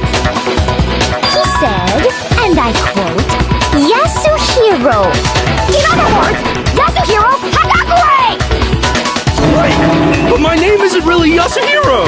It's actually Taro. Your confusing statements don't make any sense. You're only making things more complicated. He did say Yasuhiro, but are we sure he was really pointing the finger at Hiro? What the hell are you talking about? I'll burn you alive! Kyoko, what do you mean by that? Think back to how Hifumi used to talk to us. How did he refer to each of us? Mr. Revealer, it's time for you to cook, sir.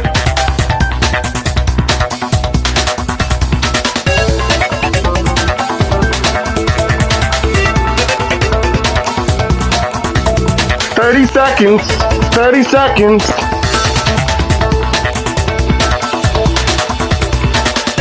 Last name is...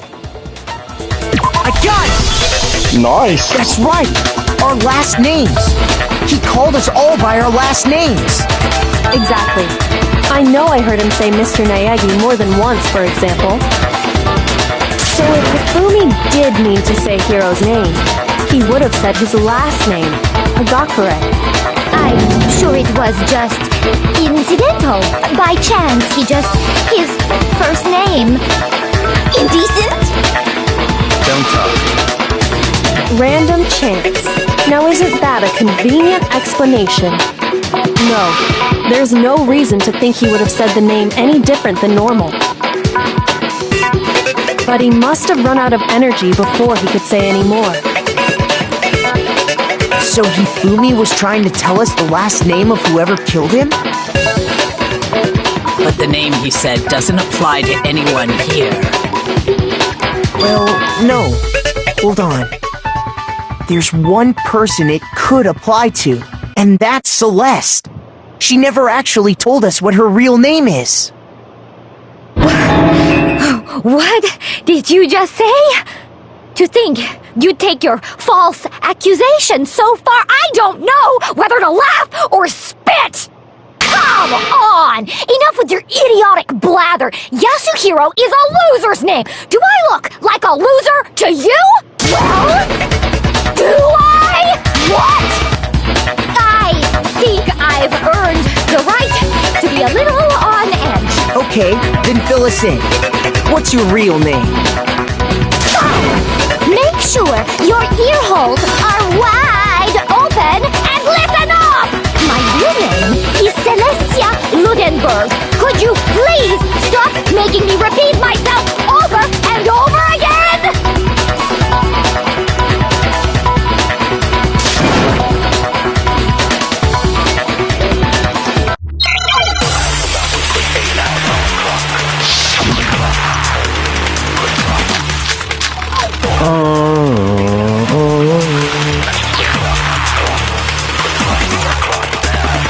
Hifumi was trying to tell us something.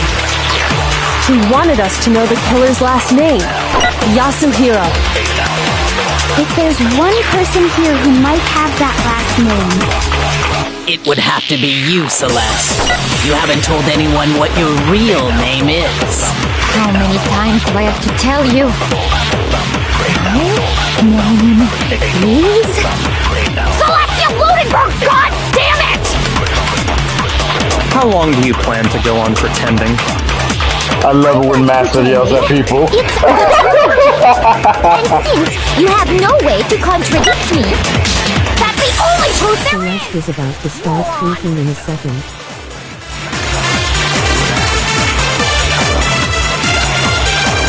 Time revealer. Hifumi was This trying one's to easy. tell us something. He wanted Come us on. to know the killer's This last is the name. last one. This is the last push. This one's easy. If there's one person here who might have And I know you've been paying attention. Come on, you can do this. To be you, Celeste. You haven't told anyone what your real name is. How many times do I have to tell Ebook you? because it says the name.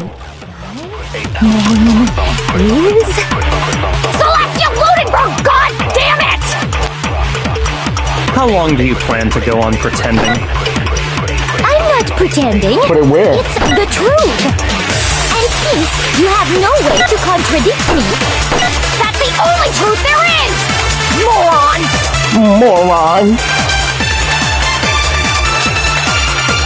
Hifumi was trying to tell us something. He wanted us to know the killer's last name, Yasuhiro. If there's one It's on person phase here 10. who might have that last name, It would have to be you, Celeste.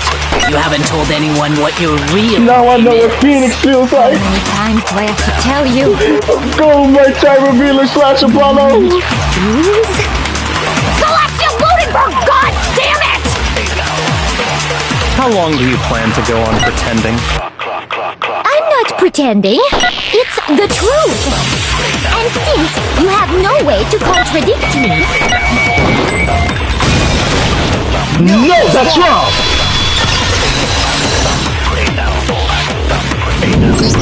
Let's go. I have to tell you. what? They call Call me Goku. Turn your handbook on. It shows the owner's name when it boots up, right?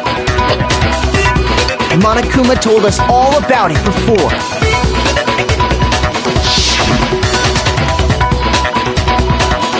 Bro, I cannot wait till we get to the other games. I can't wait till we get to the other games. Well, that's if we beat all of these trials. Or we're gonna be starting over from trial 1. And that's gonna be a lot of wait for time. So all we have to do is check her handbook, and that'll clear up everything. That's how we can find out Celeste's real name. That's an invasion of privacy. I refuse to cooperate. Celeste, can you please just tell us what really happened? Please, just tell us. Even when I'm put in check, it's just my nature not to give up. Because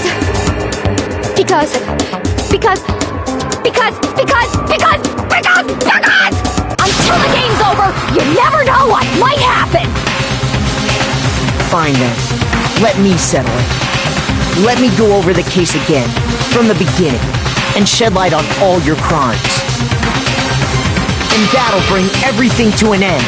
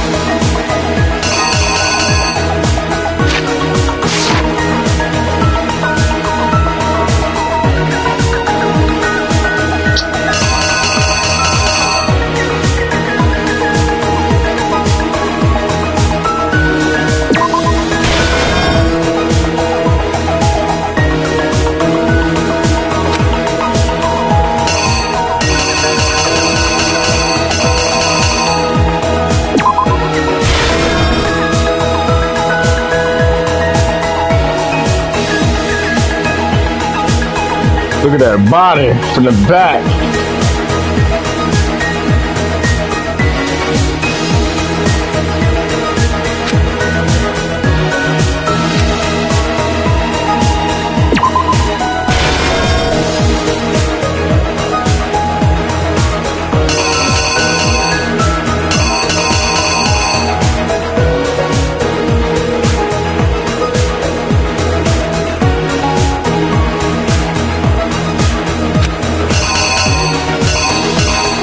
Peter got the cake.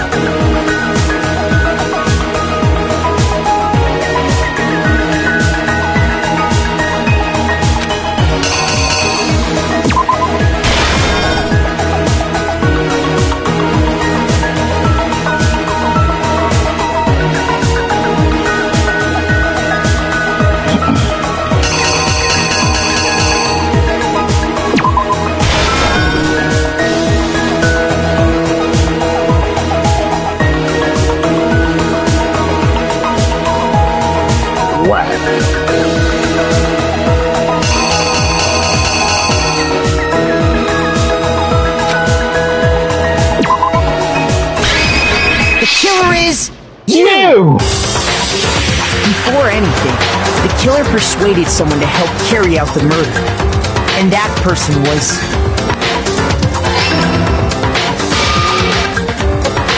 Hifumi. With an accomplice, the killer was able to execute a number of otherwise impossible schemes.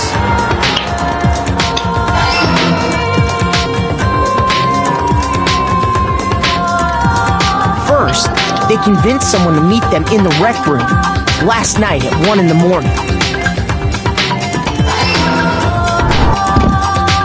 That someone they met with was Hiro. The murderous duo intended to pass Hiro off as the prime suspect. So when they met up with him, they drugged him, knocked him out, and stuffed him into the Robo-Justice suit.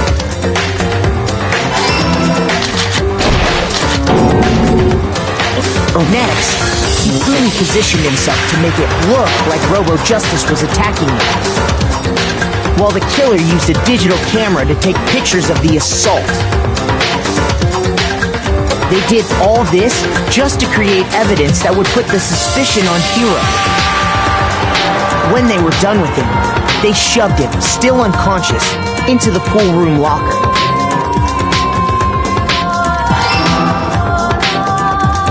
And then finally, at 6 a.m., they moved into the murder phase of their plan. They called Taka to the equipment room.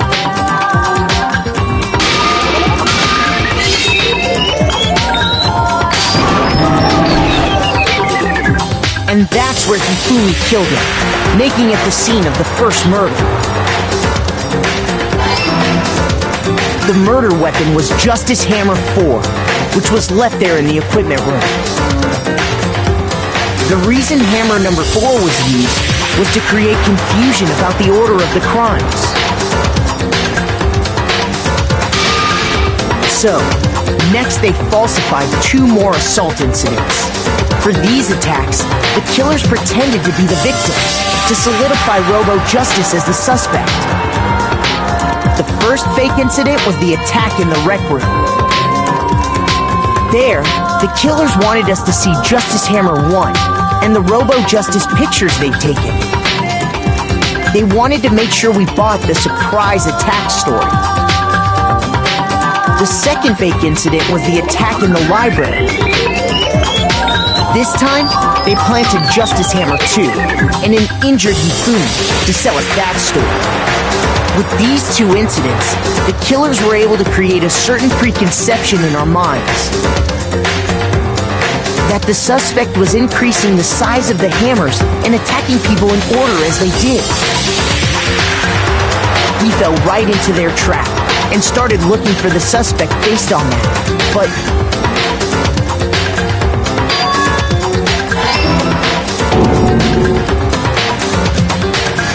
while we did that, we left Hifumi alone in the nurse's office.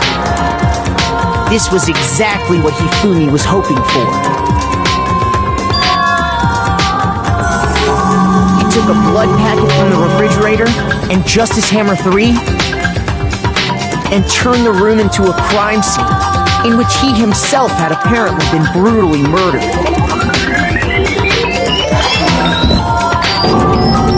He let out a scream to draw us back, and when we returned, that's what we found. Meanwhile, the other group that had been out searching found Taka's body at the same time. So when we heard the body discovery announcement, we naturally assumed it was for Hifumi. We left the nurse's office, and Hifumi once again took advantage of the situation. He simply got up and made his escape. When we learned his body had disappeared, we all rushed back to the nurse's office. And once again, Hifumi had the chance he was waiting for.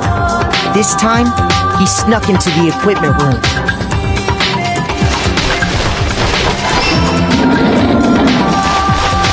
He wrapped Taka's body in a tarp and used the dolly to move it all the way down to the repository. That explains how each of the bodies disappeared. But even Hifumi didn't know what the true killer had in mind for their final act.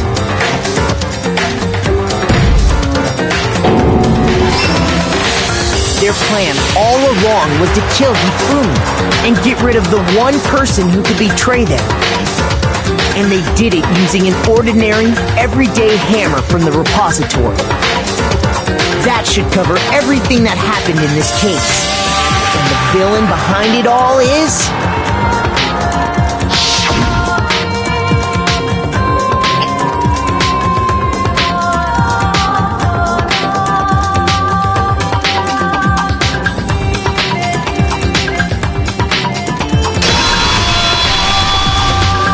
Celeste. Sorry, you lose.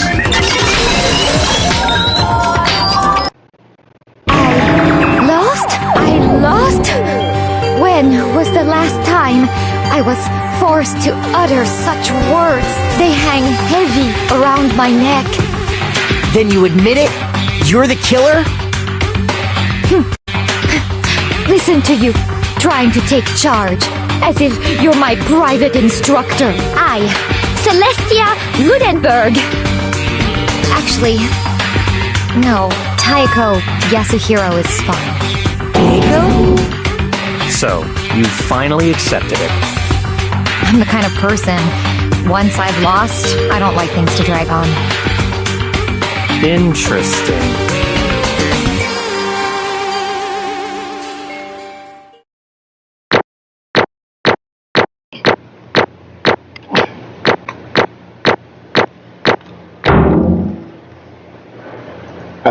Good job, everyone. Good job. Here's your Monokuma coins. Okay, Monokuma. I'm ready to begin. Or, no. I suppose this is the end, isn't it? It is indeed the moment we've all been waiting for. Time to vote. Okay? Okay. If you would, please locate your lever and cast your vote. And when the votes are tallied, who will become the blackened? Will you make the right choice or the dreadfully wrong one? What's it gonna be? What's it gonna be?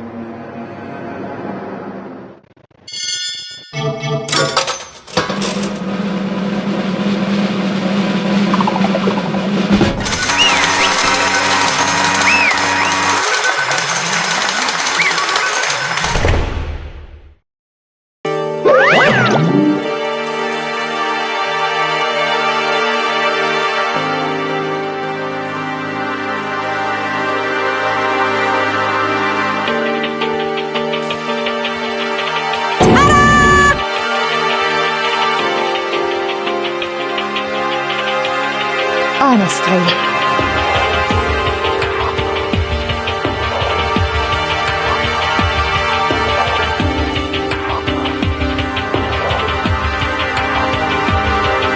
I knew it.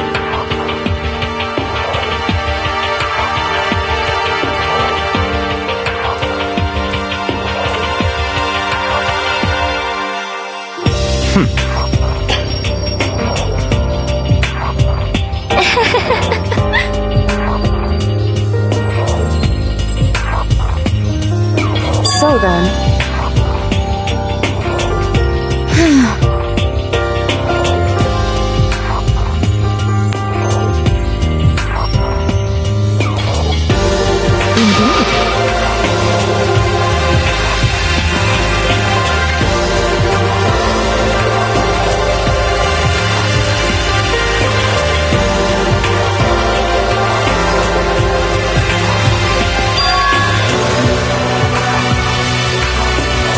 Say what?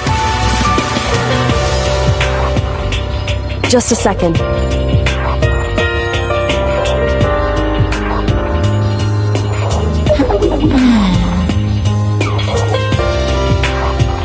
In other words, indeed. I see.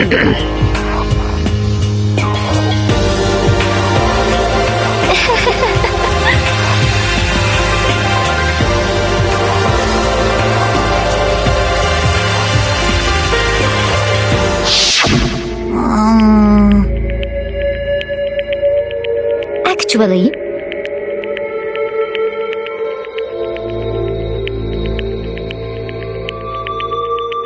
What? are you okay with this? So then,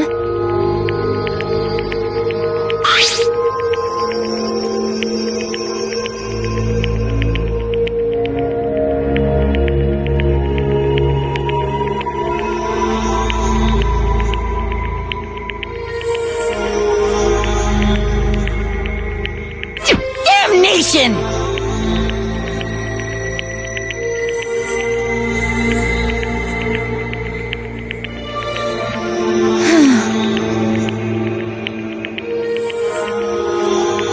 Say what? as for me,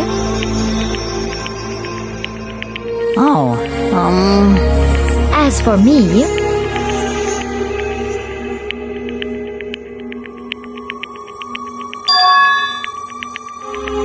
What?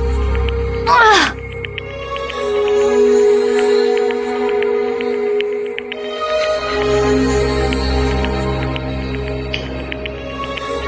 Damnation!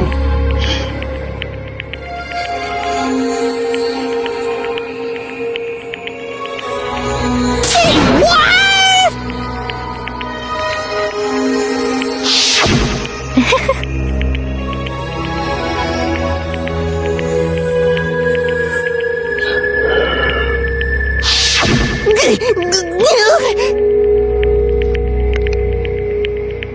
Okay, dude, what the flip? The unforgivable! most unfortunate.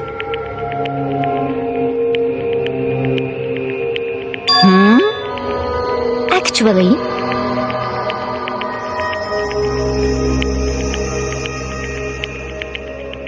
What?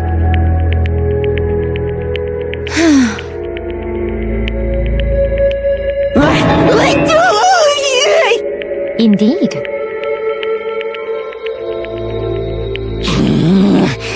This is unforgivable! Completely unforgivable! Honestly,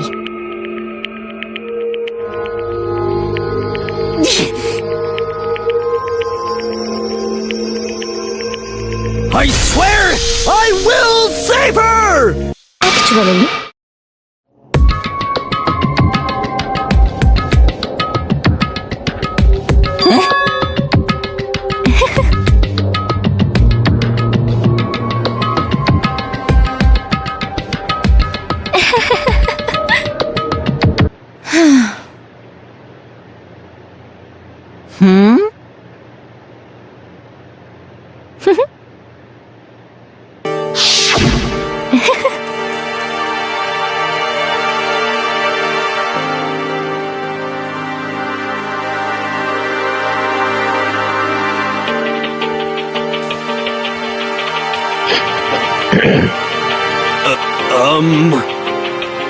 I see.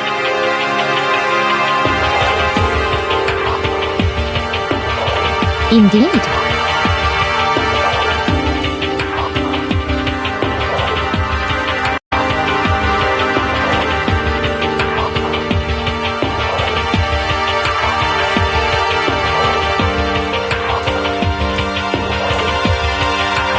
But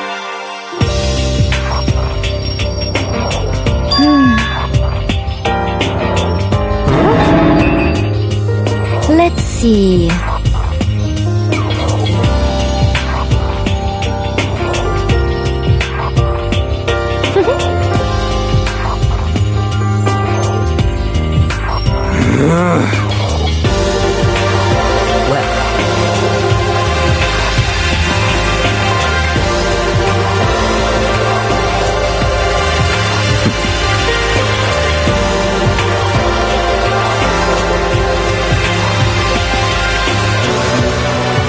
Are you okay with this?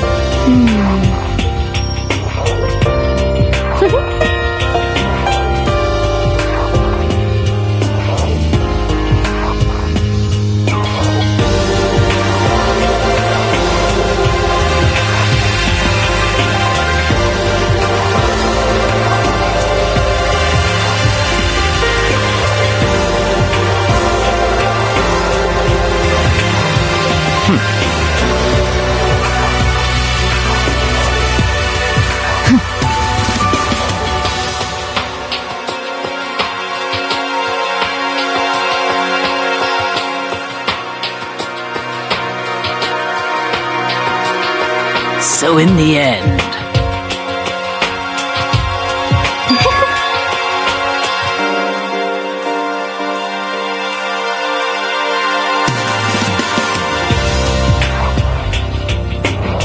What the heck? Well,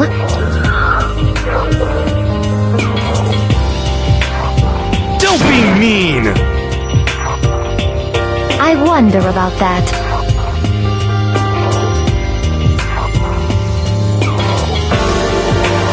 Why? What the heck?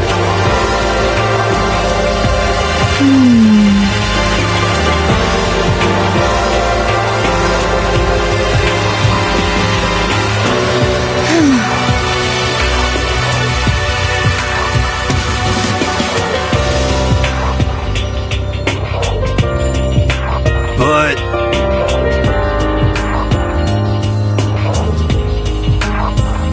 You little bitch! Is she not concerned Shaz about to get obliterated?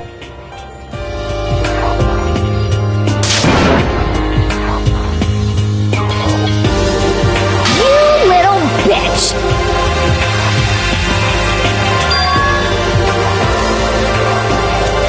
This is fine.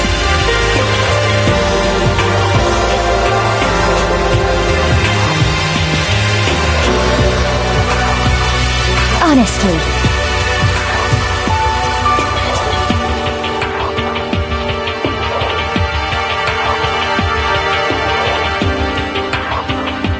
As for me,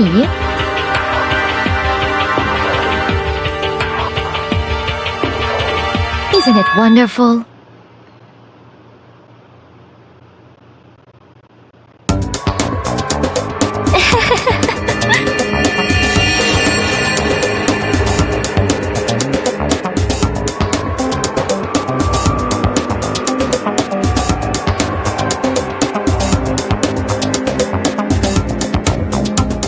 I knew she was a vampire. This is fun.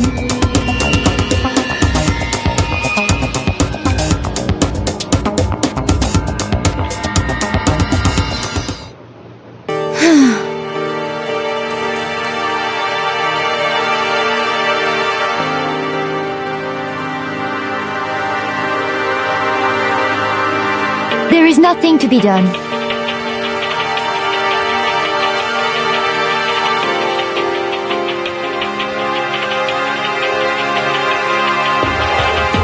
Just the worst.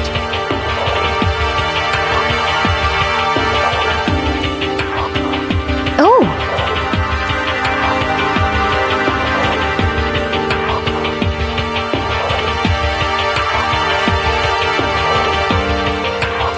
do you understand?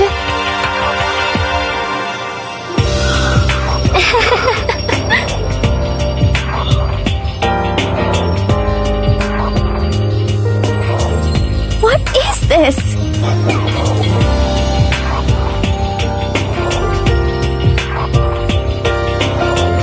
I am the ultimate life form. She's not Shadow the Hedgehog.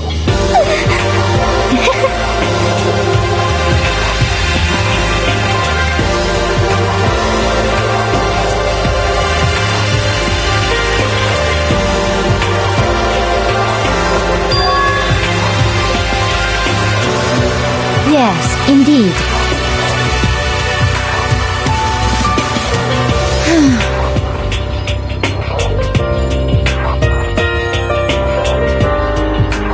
Isn't it wonderful? Hey,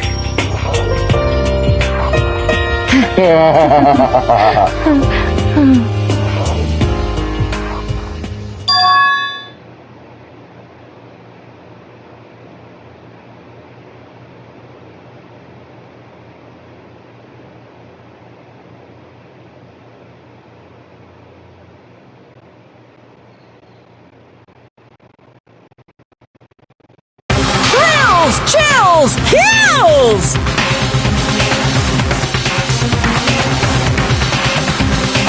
Now then, I prepared a very special punishment.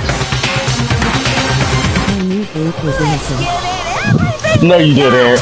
It's Punishment time! I guess I'll let Kyoko hold on to this. What? Will it really give you the hope you're looking for? I can't say I ever saw it that way. Which is why... Actually, it's not important. Well then, take care, everyone. Perhaps we'll meet again, in another life.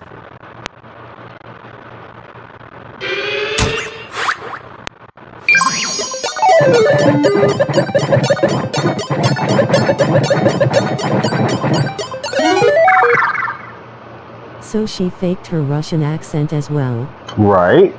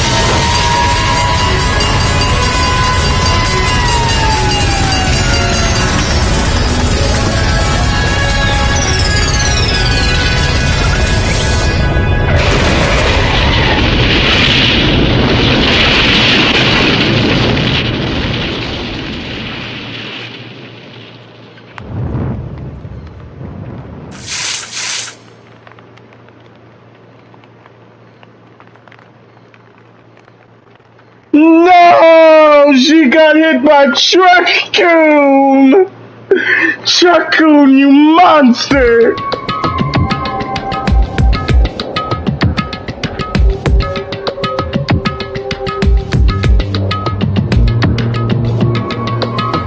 Ace Attorney, murderers are scared of jail and she ain't even scared of this.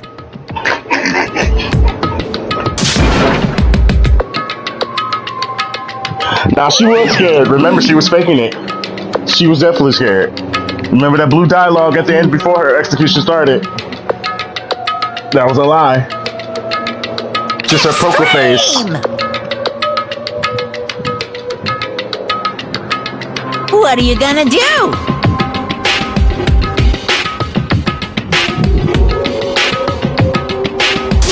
Let me out of here!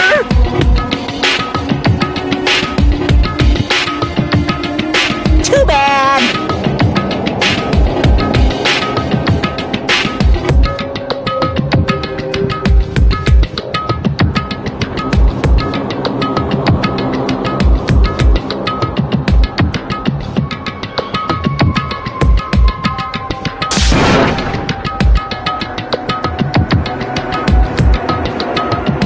Damn, I bet she'd win against homeless Phoenix in poker.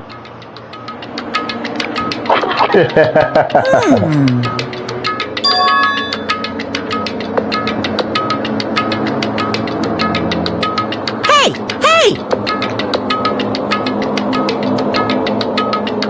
What? So then, you. Ooh! Hey, Ooh!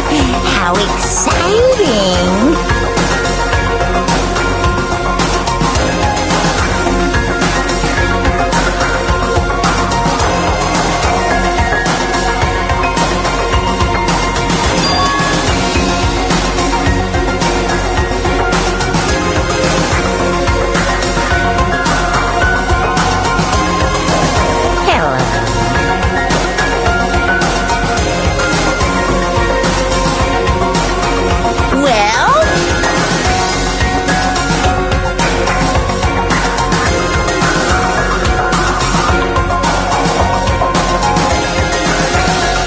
See ya later!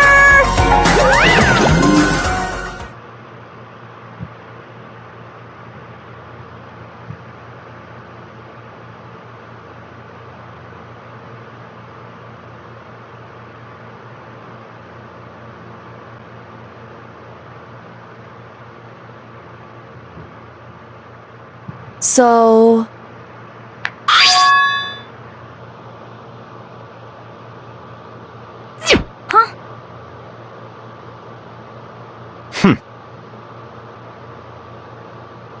Hey,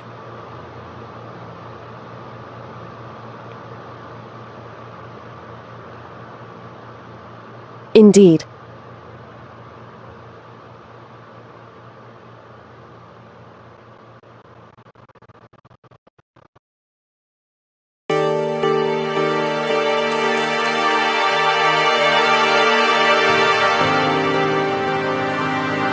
Hey,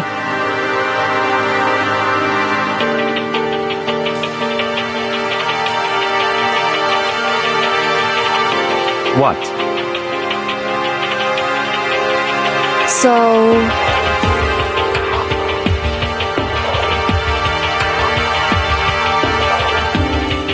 Come on.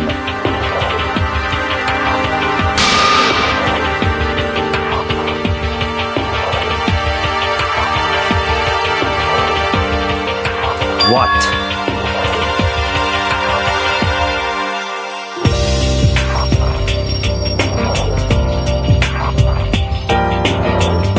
Goodbye.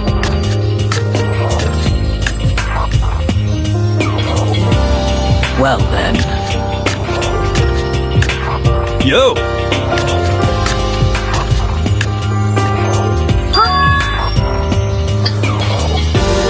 Jealous? Okay.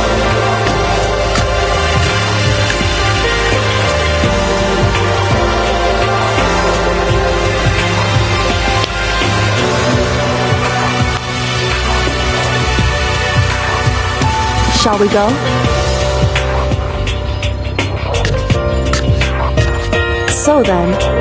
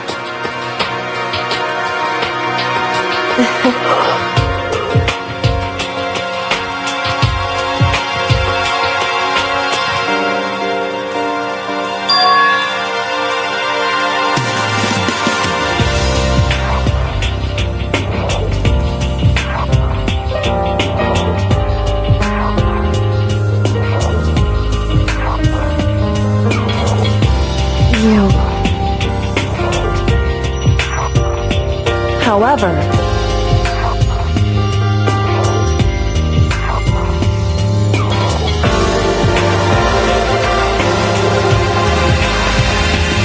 what?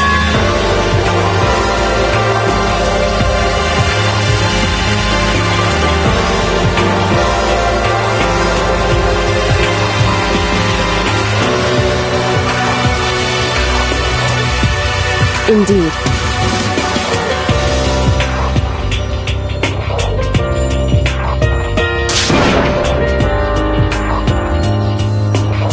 What?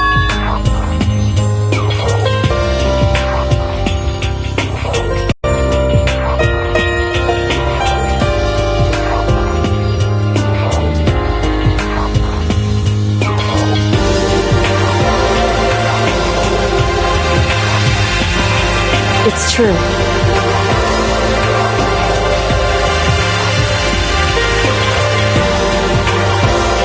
That's fine.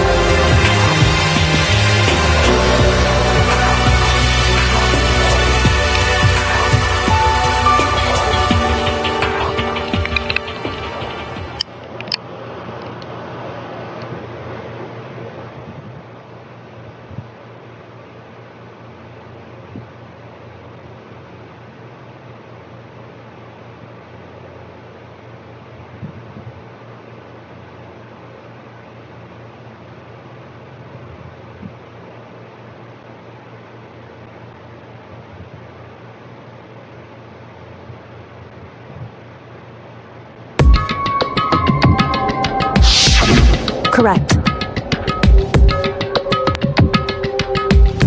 Come on, man, care to share?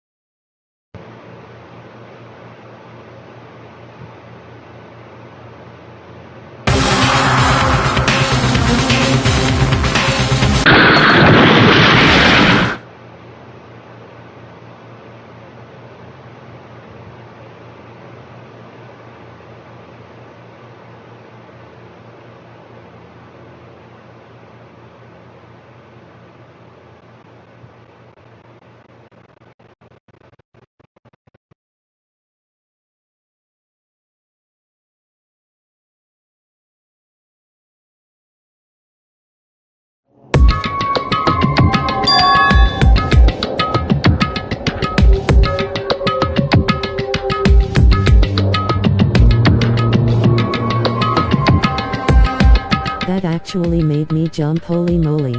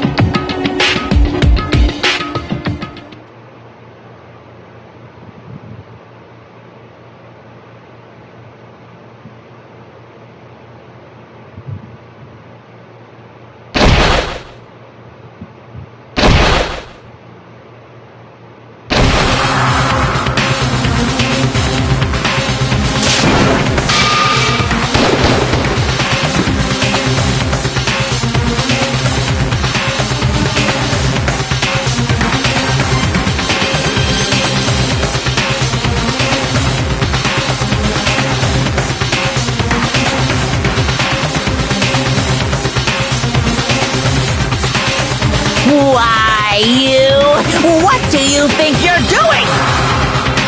I asked you a question. What's the meaning of this? How dare you defy me? This wasn't part of the deal! I've made a decision. I will no longer retreat, no longer compromise, no longer regret. I've made my decision. I'm going to resist you. Okay, but you do realize what will happen if you go through with this, right? You haven't forgotten, have you? What I'm holding hostage?